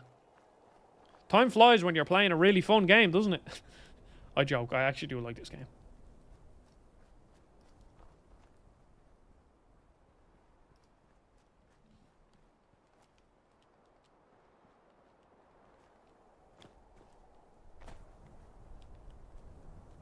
Okay, now, let's do the Bethesda thing. Will it work? Sometimes this does work. Where you just jump and walk backwards, and you'll find your way up.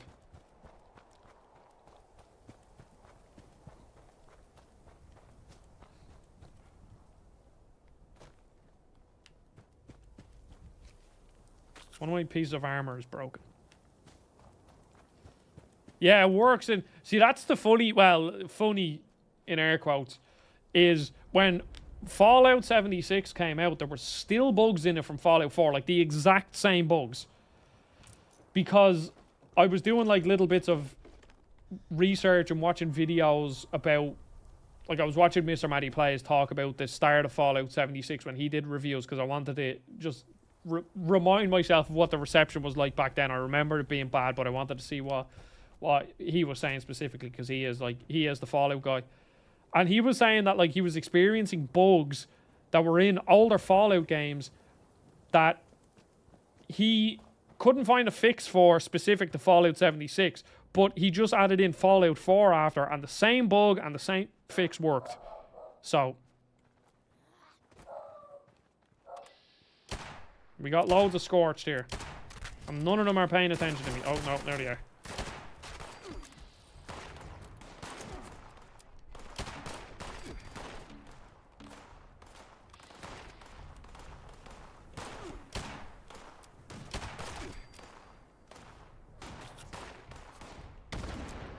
We'll just relax back here. Is that scorched invisible?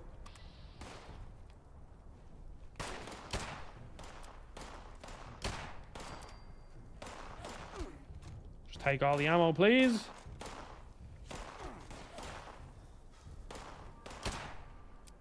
Oh, these are blood eagles. Bobbing and weaving, bobbing and weaving.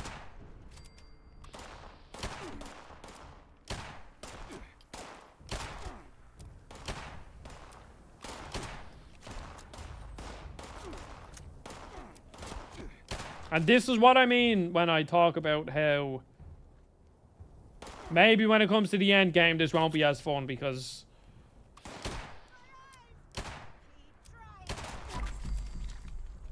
yeah, well, it's definitely like I actually saw Mr. Beast put out a tweet basically explaining things like how they've slowed down their editing and stuff. And the thing is, like, yeah, it's probably good to listen to Mr. Beast, but I don't really know how to apply his stuff to my kind of videos. But I would like to think that things will trend towards a bit more, not exactly laid back, but you know what I mean. Like, I can't watch a Mr. Beast video. Like, I'm too old to watch a Mr. Beast. Like, I know I'm saying I'm too old. I'm 26. Like, I'm still young. I still feel like I'm 17. But when I watch a Mr. Beast video, I'm just like, there's too much going on. This is not entertaining. This does not click with my brain. And then I was at my auntie's for Easter, and she has a load of grandkids. And they're all watching these YouTube videos, and oh my god, my brain is melted looking at the stuff they're watching. Just so many transitions and effects and zooms and noises, and I'm like, oh my god. Because, like, I'm thinking back, obviously, when we were kids, and you know, really sound like an old man shaking at clouds here. But like when we were kids and we were watching SpongeBob and Fairly Odd Parents and Phineas and Ferb and all of these cartoons, loads of Cartoon Network cartoons, I don't remember them being boom, boom, flash, flash, blah, blah, look, here's another joke, here's a... And I wonder what the current day cartoons are like. I just picture them all like the Porygon episode of Pikachu, of Pokemon. I don't understand it. And like there was one lad, and like I'm not talking any shit on him because his videos are very, very high quality. There was one lad that came up. He was like, I knew of him through YouTube because he started around when I did. And now he's 240,000 subscribers. He does like really long sort of video essays slash like video essays and stuff. And his videos, like, they're unbelievable. Like, I can't fault his videos, and obviously they work.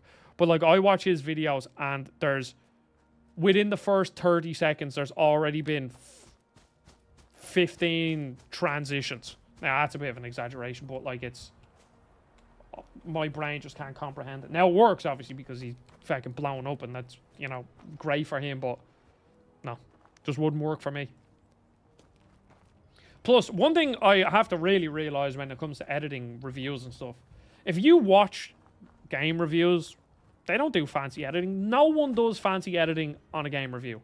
And it's not that you can't be a person to sort of like break the mold or whatever. Well, I don't think I am a person to do that. But like, you know, there's a reason why Skill Up doesn't do anything fancy on his videos, because people aren't there to watch the gameplay. Well, watch a lot of the gameplay. They're probably there to listen to him talk. So yeah, you probably just have to. And that's like, you know, that new channel I'm working on, like that was one of the things that sort of the guy who's running it, he was like, yeah, you don't need overly fancy editing on reviews, like. And like, he's the kind of person that probably did loads of research and looked at what works and what doesn't work and all that, and no one else does it, so.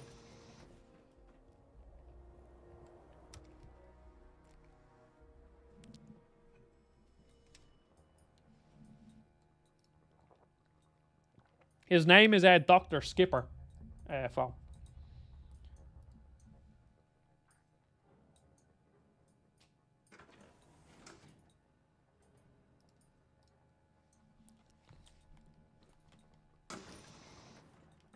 Invalid credentials.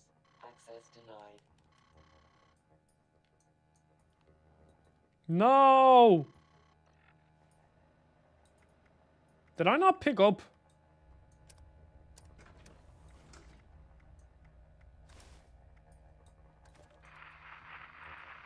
Gangs are on the move. We must. The order cannot.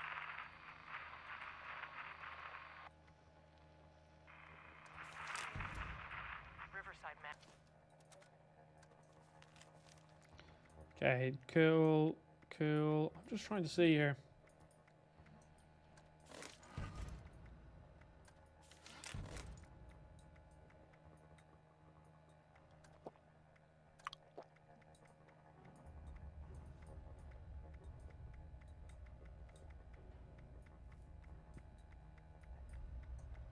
I really thought I picked... Yeah. Hornwright Estate access key.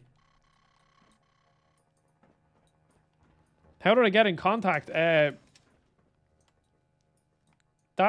couch co-op place put out a thing saying, oh, would anyone be interested in a review channel if we made it? On a YouTube community post, and I just responded like, I've reviewed over 500 games. I'd love to join if you're looking for people, and that's just how it worked. So yeah.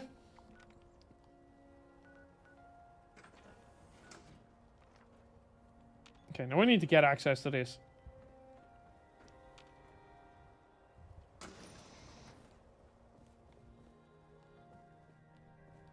Do I have to take the lift up? I would assume so. Let's see. Yes. Yeah, again, it was just a bit lucky. Like, I mean, I took the shot and it worked. Okay, now wait, why?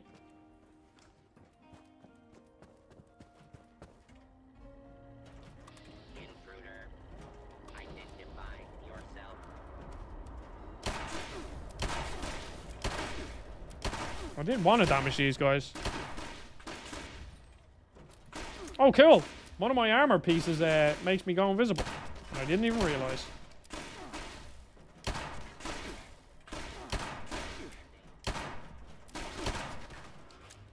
I am dealing absolutely no damage to them.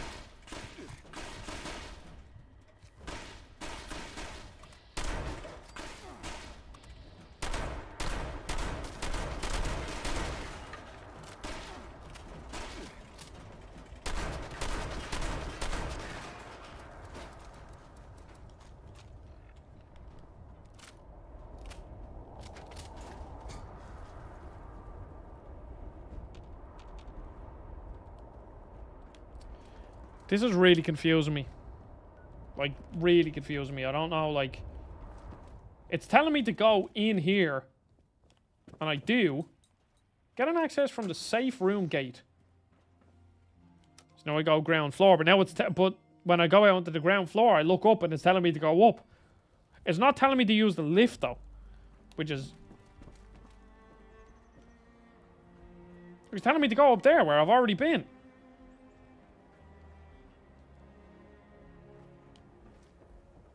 It makes no sense.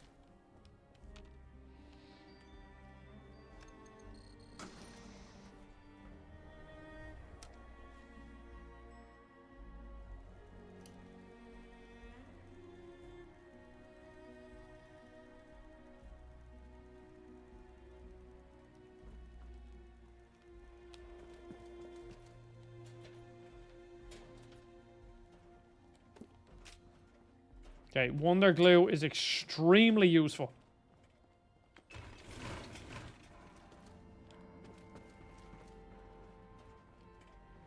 I don't want to shoot the handyman. They're cool. Do-do-do.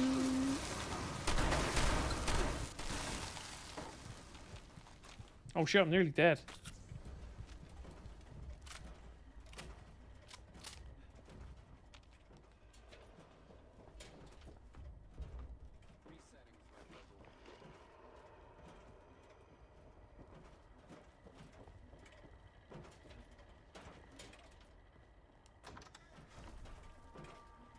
Anything in here? No, I want... Where? Why? Nope, can't get that.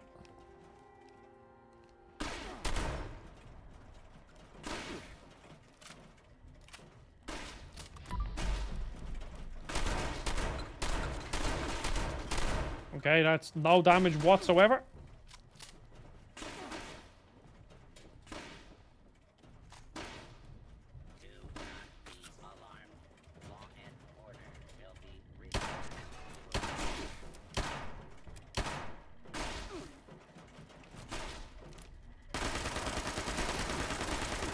Oh wait, I only dealt 3 damage to his head. That's why. And it's actually so much better because I didn't have the damage numbers on at the start, and it makes a massive difference. Because I would have just kept shooting him in the head. Maybe that's why that's why I hate fighting the robots, because I was shooting them in the wrong spot.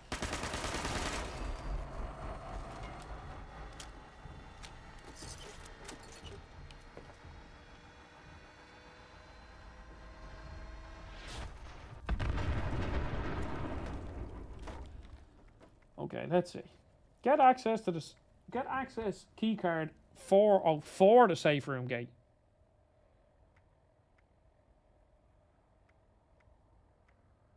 But like, you're just confusing me more than anything.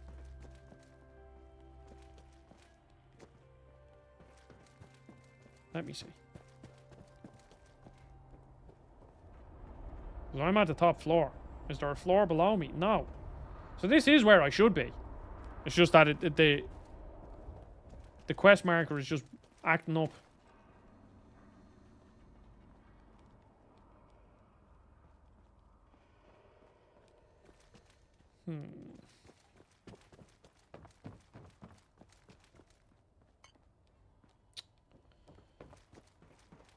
Are the microtransactions bad? So far, Fo, I haven't felt the need to buy anything, but... So, how the game works is, like, you're picking up a lot of stuff. Like, you're picking up and scrapping a load of stuff. So, you're always on the lookout for things to pick up. And how it works is you have a stash in your base that can hold up to £1,200. And when that gets full, you have to scrap stuff or craft stuff to obviously make up more space, so then you can store more stuff. But if you pay for Fallout First, which is their subscription service thing, you get a stash that can hold an unlimited amount of stuff. Now, so far that hasn't been an issue after 15 or so hours. But I don't know how essential that is when you get into the late game. I don't know. But so far, no.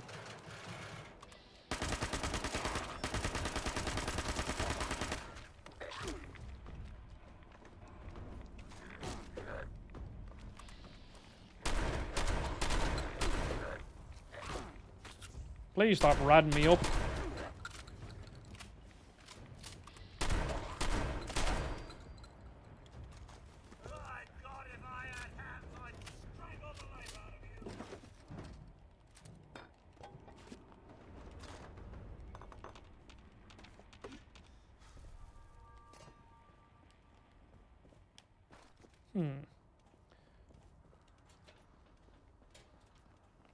Once again, I don't really want to kill you, but you leave me no choice. Where is this key card?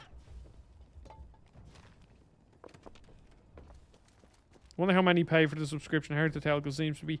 Yeah, it has like a very, very small but dedicated fan base, which, like, from what I've read on the subreddit and stuff, people reckon that, like, the game is making enough money to keep it, to sustain it with what they're doing now. Like, they're releasing big updates, but, like, apparently a lot of them are sort of feel very half-baked, where it's like, it's almost a really good update, but something happens that kind of makes it a bit, I don't know, a bit crap or something like that. So apparently that's sorted away with Fallout 76. Like, it's like that newest update that just came out apparently is almost good, but it isn't great. And what a lot of people are saying on the subreddit, who would know more than I, is like, basically it seems like they're just not given enough budget to essentially flesh out the updates to what you would sort of hope they are. They're like almost like half updates, and if given more time and budget, they would have been able to flesh them out properly. Again, I don't know how true that is, but that's just what the subreddit's saying.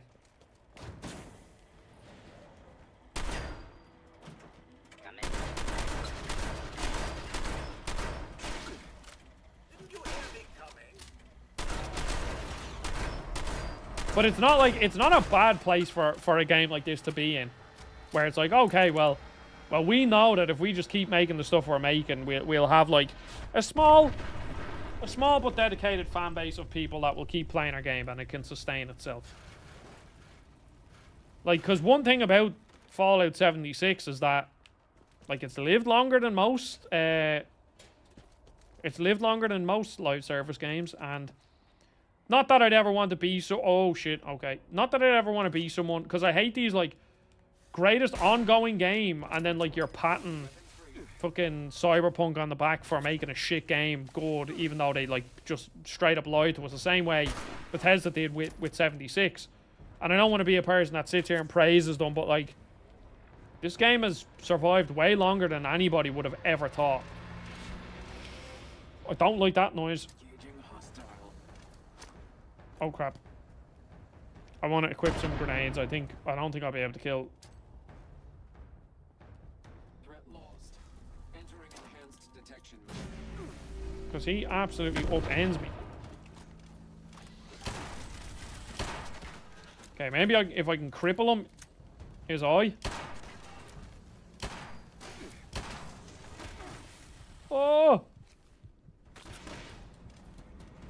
Had to step away for a bit. How's it been since we got...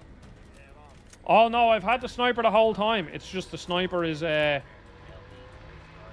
getting my ass handed to me, basically, boys. And I'm fighting this big security bot here that's not fun. Because he's easy. I don't mind him. It's this fecker. Like, absolutely upends me.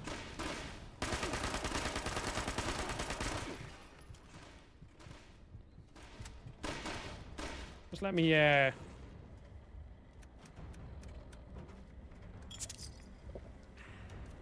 some grilled rad roach, maybe.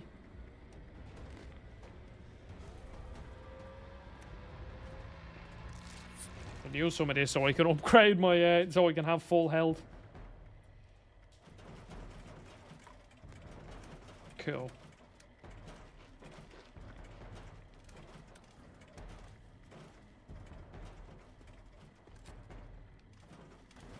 Now we just grab this plasma grenade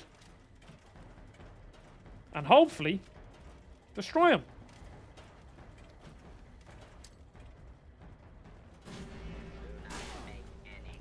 Oh, that's not the right enemy to be hitting. But... oh, that plasma grenade actually would have been very useful.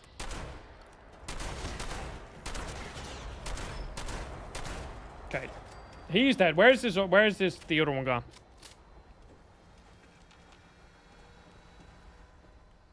Because he's gonna blow up.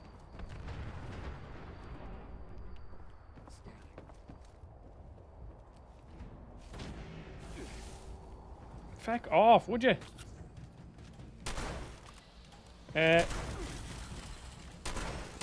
Just keep... okay, shooting them in the head is useless. They actually... you deal less damage to them when you shoot them in the head. I genuinely believe this is the hardest enemy I've fought in this game. And I've fought Death Claws. I've killed a big Meyer Lurk. I've killed a lot of big enemies. This is by far the hardest enemy. But we can just keep kiting them.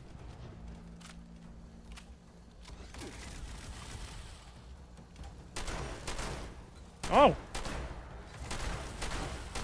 Could have just done that.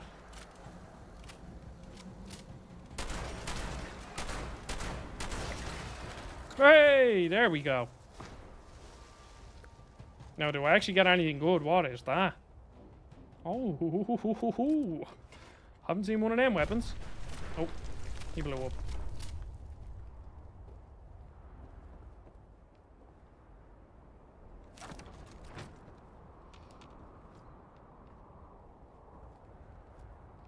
It still has... I'm still in the same spot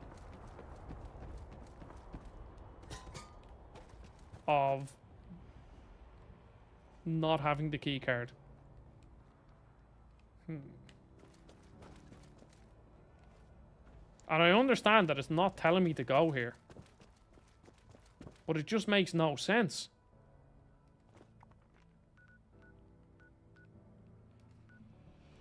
I have to Google this. Let's see.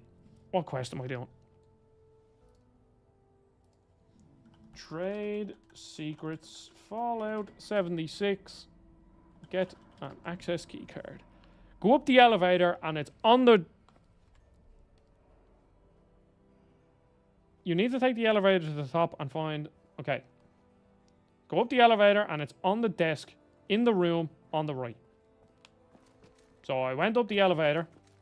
So it's either...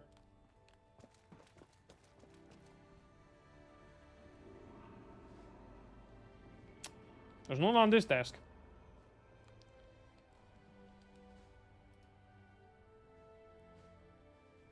Go to the top floor, to the western part of the building. There's a bedroom with a terminal. Oh, okay.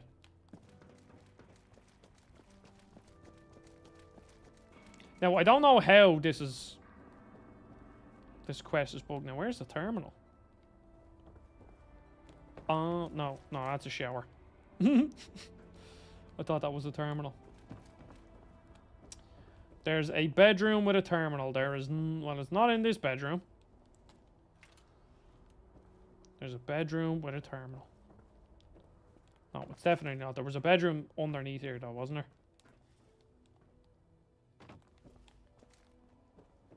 Bedroom. I am blind. Okay. Still, I don't know why the quest is bugged and it doesn't just tell you where to go. But we move. Range. Okay, 0 likeness. So then it's this one. 1 likeness. Now, for anybody that doesn't know, this is how you do it. So, that 1 likeness means that one of the letters is in the right place for the word. And then when you do these, like, big... When you find a bracket that's open and closed, like this, it removes a dot. So now, like, I've way less. So, like... Oh, there we go, yeah. Cool.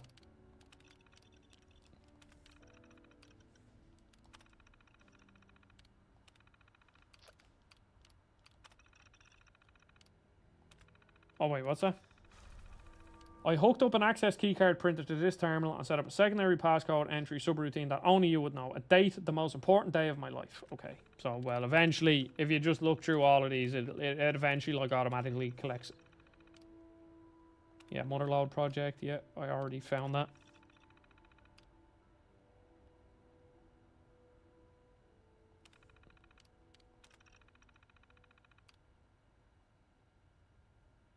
No date there.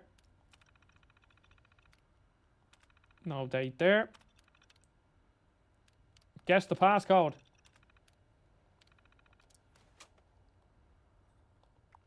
Okay, I'm still none the wiser anyway. Look for clues for the passcode. Look for okay. Oh, okay, so there's clues around here. Cool. Oh, and now the quest updates, but that, again, just makes no sense. But once again, this is a Bethesda game, so not everything will work the way it's intended. It is with no small amount of pride that I announce that my daughter, Dr. Penelope Hornwright, will be joining the company. Okay, Monday, May 1st, 2073.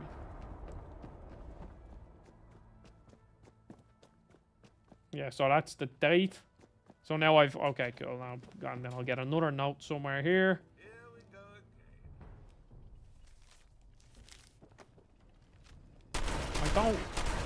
I like the handyman too much. There's also that glitch. Can you see with that screen the way it like almost reflects what I'm seeing, but in the top left corner? Probably one of the strangest glitches I think I've ever seen in a game.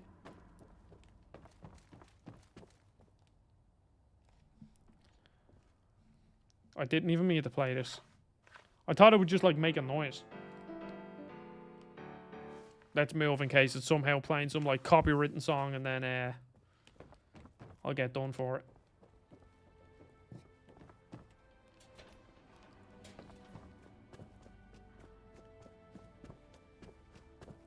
Okay, please tell me it's one of the... I have a feeling it's not going to be one of these passwords. This is going to be whatever the other one that just asked me to look for.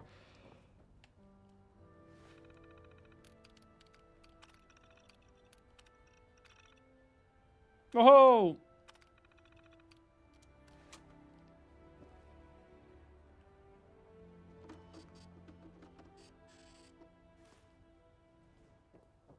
Okay, now I can get past the safe room gate.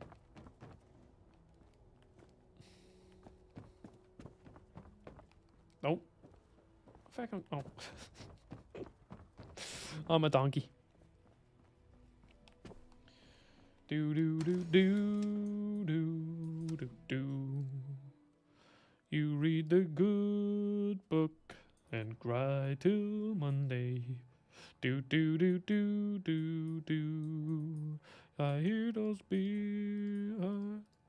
terrible people who live in loving my hometown.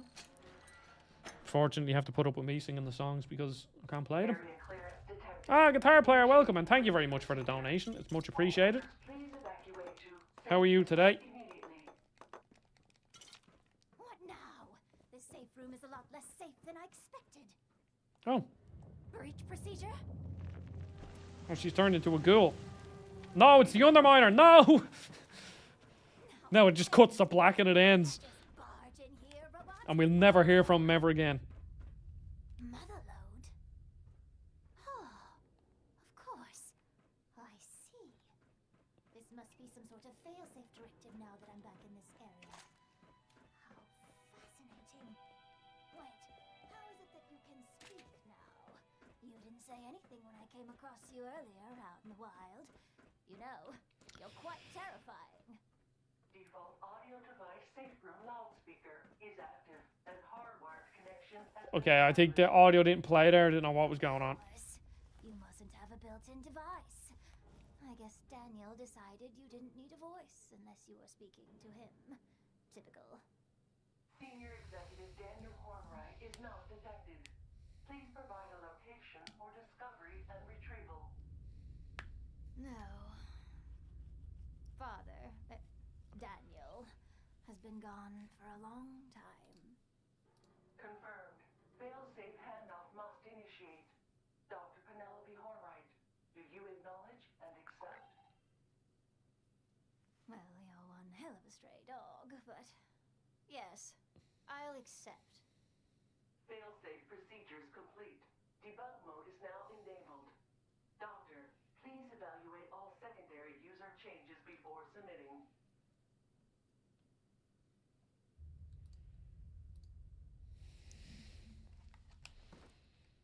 Well, that was exciting, to say the least. So... Oh, really? And as an aside, robots don't have friends, and don't need... Is that all? Oh, so now I see what we're doing. Pip-Boy on your wrist that you're from one yourself. Feeling homesick? I don't understand. What do they want with a voice? This is actually a really cool quest line. This is a great quest line. Into Appalachia. They look pretty comfortable there. There are plenty of government facilities in Appalachia. Charisma 12 plus. Oh, you can go over 10 in any stat in this game. Otherwise, you can beat it. Of course. I have absolutely no problem with ghouls. Beats only having blasted robots to talk to. Well, I'll need a pip. Also, Cool. I'll install it. Collect a Pip-Boy construction kit. Cool. That's good. That's good to hear. Guitar player. Guitar player, have you ever played a Fallout game?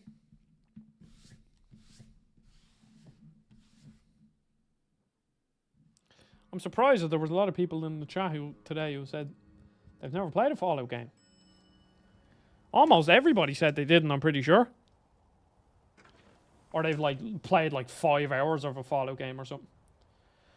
Okay, where are we going? Because where is this telling me to go? I have to obtain a schematic.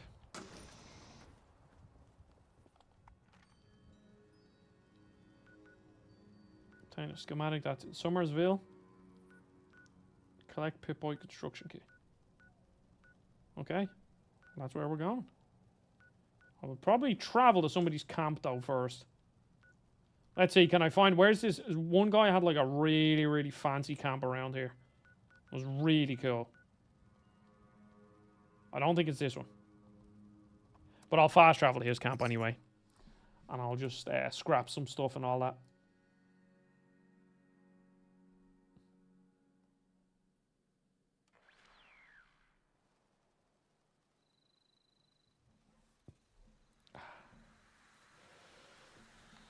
I absolutely hate, like, around April Fool's Day, that during April Fool's, like the day of and a couple of days after, you cannot believe anything you see.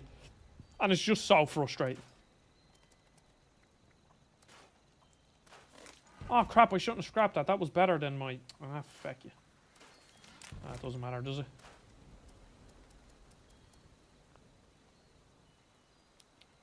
Because like the amount of things that were announced and then you realize, oh, I'm just seeing that like... I'm just seeing that a couple of days late. Or like I'm seeing that a day late. It's actually not real. So it's so frustrating. Now where is the stash? We stash everything. Dandy boy apples, dirty water, funnel cake, glowing fungus. Cool, cool.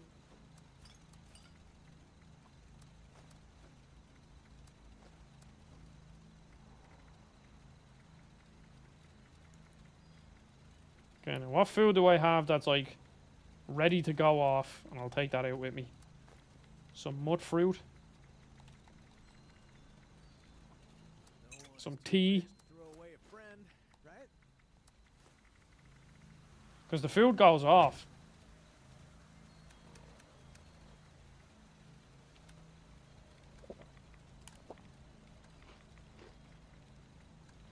But the food also give you like crazy benefits as well, so they're worth doing. Okay, so I've stored everything. I believe anyway, yeah, I have. Probably get rid of a load of ammo. This is one thing I also didn't realize, how much weight ammo can take up.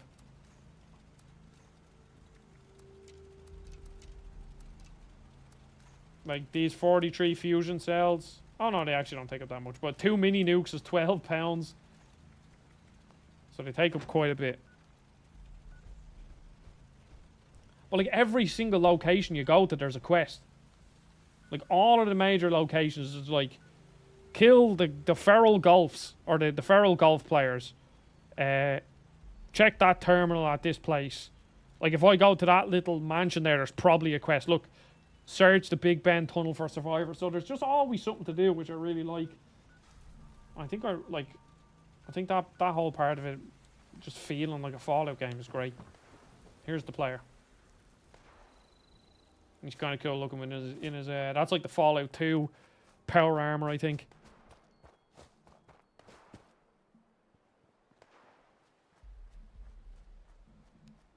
Do do do do do do do. Who live in my hometown?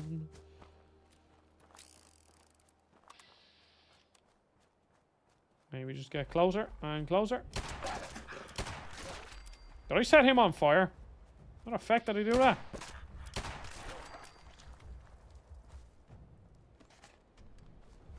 Okay, I can probably level up first. Can I? I can. Oh, I have a perk key or pack opening as well. Rifleman. Hacker. Cool. Oh, your rifle's way. Ooh, that's good. Now, what do I want to level up?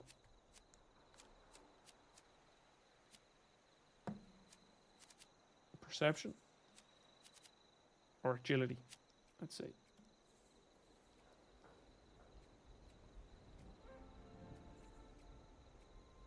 Each agility point. Oh yeah, no, that's way better. That's really good. That'll make me fucking... No one will be able to do anything to me.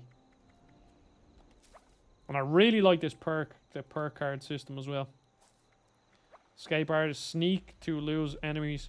Oh, so that gave me that. Okay, I like that. And then pistols way less, I guess. Oh no, oh no, perks already equipped. Your automatic pistols. Your ranged attacks do an additional sneak damage. Okay, I guess that's not really much use to me right now, but... Because I don't really...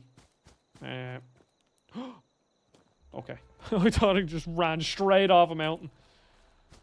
That would have been just like the Elden Ring stream where I just fell and died straight away. And then foul clipped.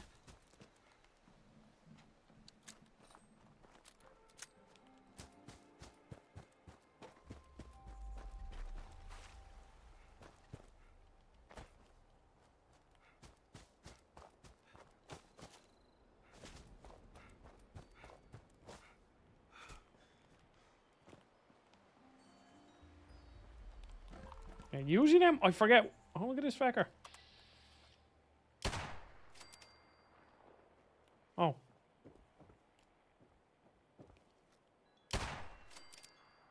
Oh, yeah, that's another glitch that happens.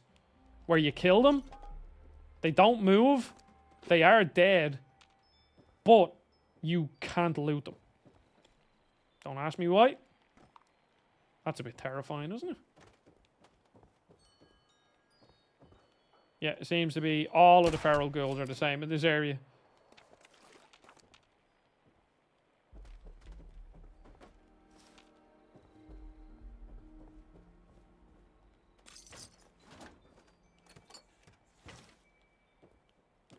How the fuck do we get... Is it like an outside bunker?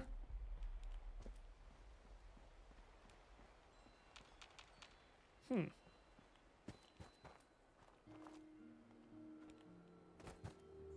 Aha. No.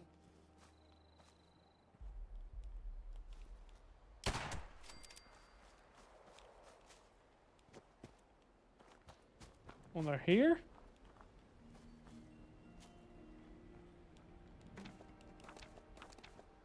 Okay, this is very weird. This is 2 quests on the... Or this is the same quest, like 2 on the bounce.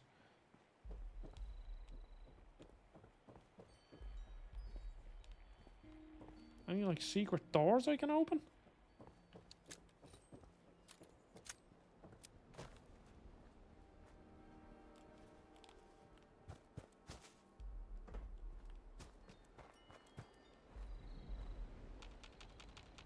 Look, I can't interact with anything there. Hmm.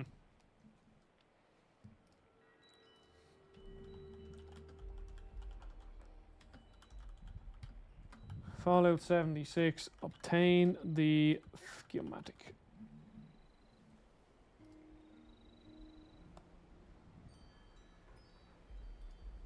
Oh, during the trade secrets, go to Somerville. However, if you collect it before you get the quest and start the quest and go up to the point, your objective will read obtain the schematic, but it will not show up on the part you need to collect it from. You cannot drop it, otherwise it will be destroyed, and I don't know if it does. My fix was to store the schematic in my stash box, take it out, and then it updated my quest.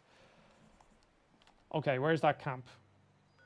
Because maybe that's what's happening? Well, so I'm looking for Pip-Boy schematic. I did. Yeah, no, I definitely have that. I'm almost certain I've already picked that item up. Just let me run back to this camp here and we'll see. Oh, no, I have to go all the way up the mountain. Do you know what? It's probably only going to cost me a cap. It's easier.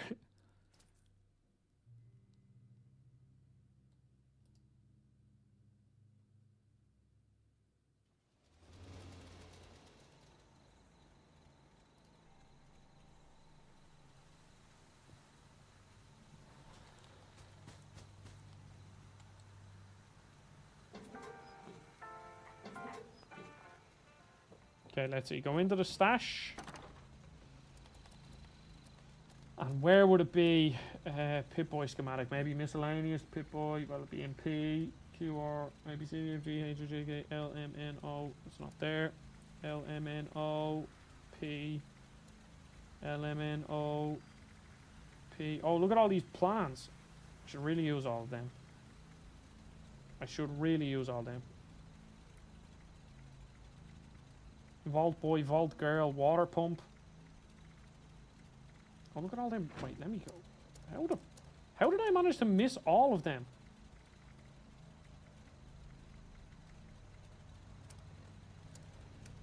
Notes? Or are they all my known ones? Oh no, I just missed, like, okay, look at all them plans I just missed.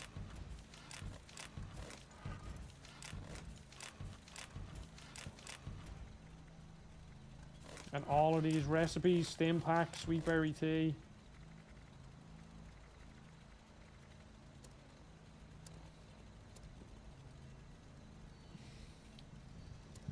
Okay, item. Mods. Junk ammo. No, it's not in junk.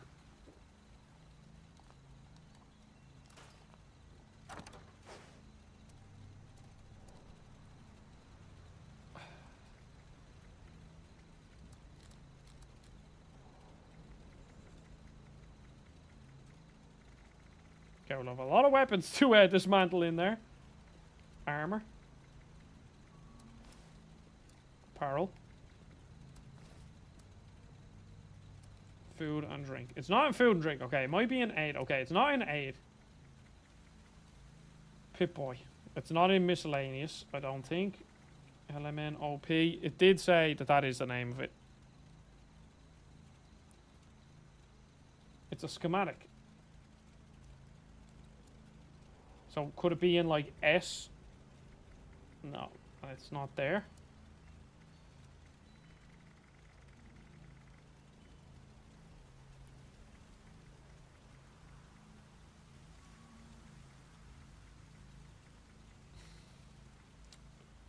It's not there either.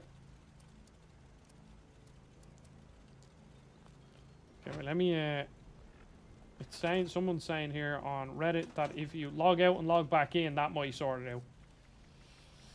Let's see.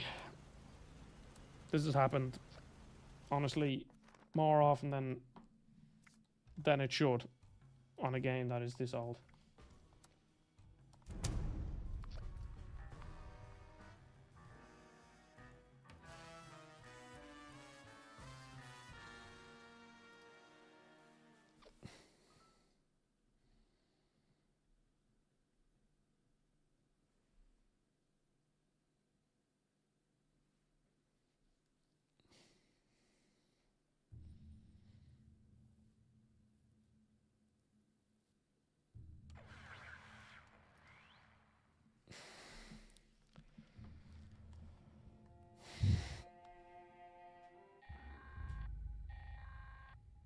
I'll be straight with you. I think we're past the point where I just want to use you to further my own goals. I may be starting to like you. Now, I don't want you thinking your pal Rose is going soft on you, so let me just say this. If you ever get it in your head to screw me over, I will gut you with this here saw that trails up like... Okay, well, the ghouls are standing up, at the very least.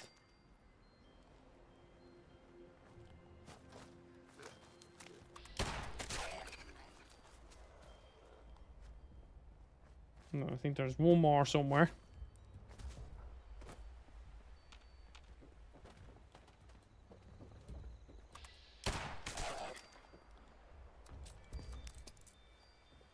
But I still can't fucking get the schematic. What is annoying? This is very frustrating. And I definitely don't have it.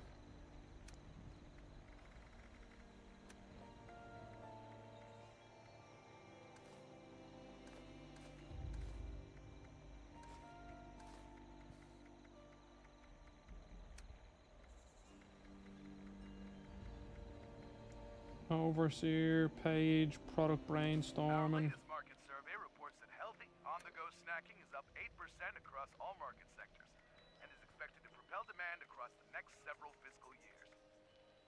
Our first experiment that's annoying. celery-flavored sparkling beverages. It's a beverage that has its origins in the 1860s and has a built-in Unless I am just missing something, but again, like that's too. Oh wait, I'm a oh Jesus Christ! I have already been in this building now. All right, now okay, now I'm a fucking idiot.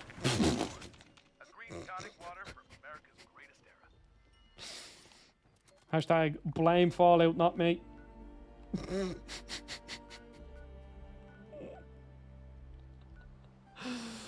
Oh, that is fucking classic. That is a classic game reviewer bad at game moment. Jesus Christ, how did I miss that? I'm gonna put it down to the clock's changing. I hate when the clock's change. That's what I'm blaming. I'm too in my own routine, and when the clocks move, they fucking... It just, annoy. It's just annoying when the clocks change. Because your body clock is just all over the place. You read the good book and cry till Monday. Do do do do do do.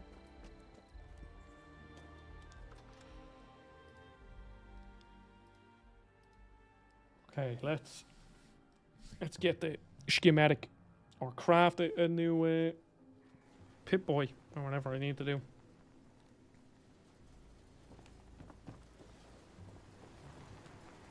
Oh, cool. They don't attack me anymore.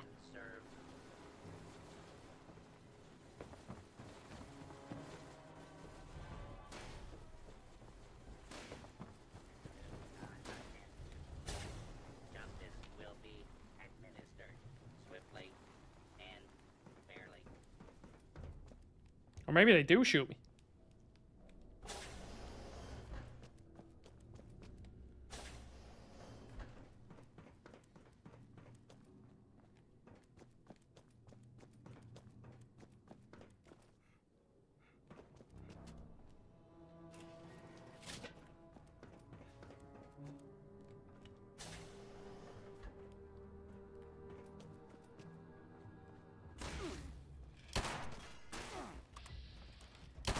Okay, don't shoot them in the head and you deal more damage to them.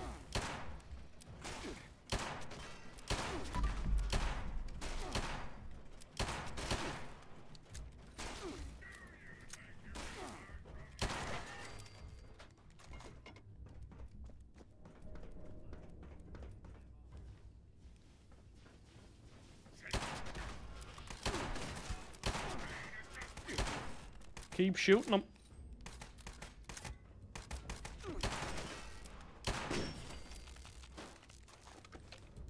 No. Area secure. Just run. I don't want to shoot them. They're just annoying. They're genuinely just annoying to fight.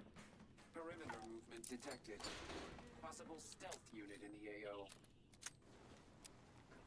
AO. Oh, feck off. I am running. I don't want to fight you. Like you can just kill me in a couple of hits.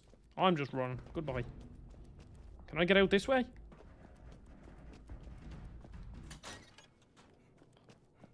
Can I? Or is this like a secret entrance? Oh no, that's where, okay, that's where this leads me, I remember.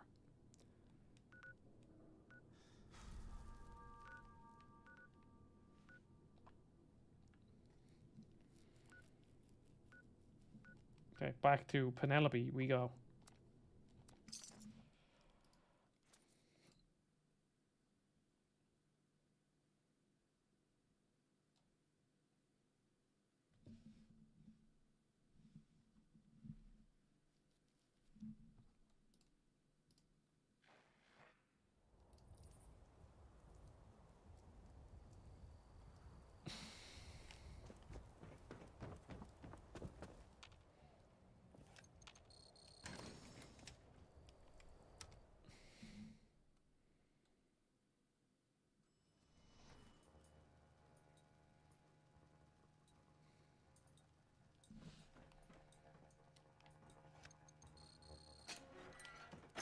I have returned, Penelope. Okay, let's try your integrated voice module again.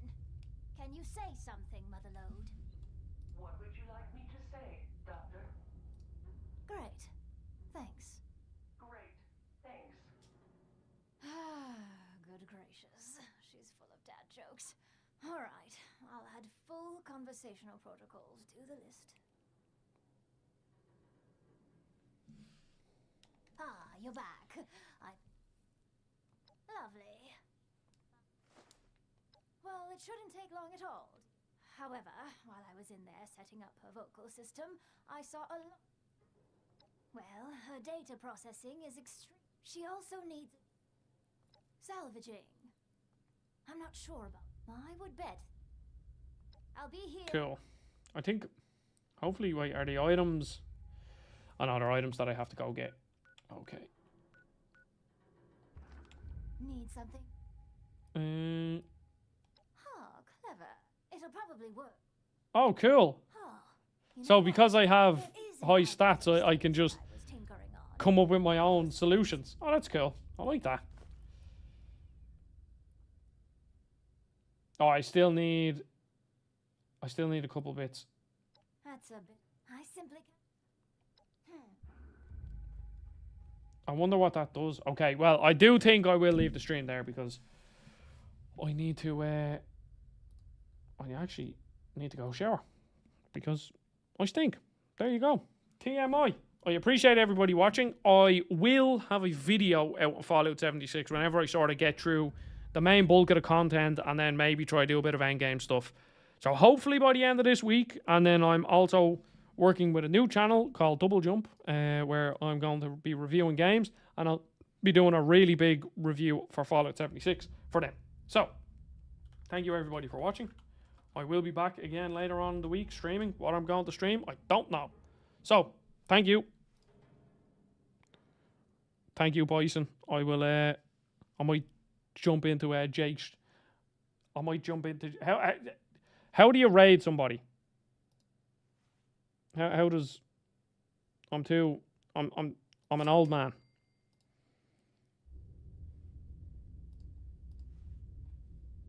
How? Where's Jake?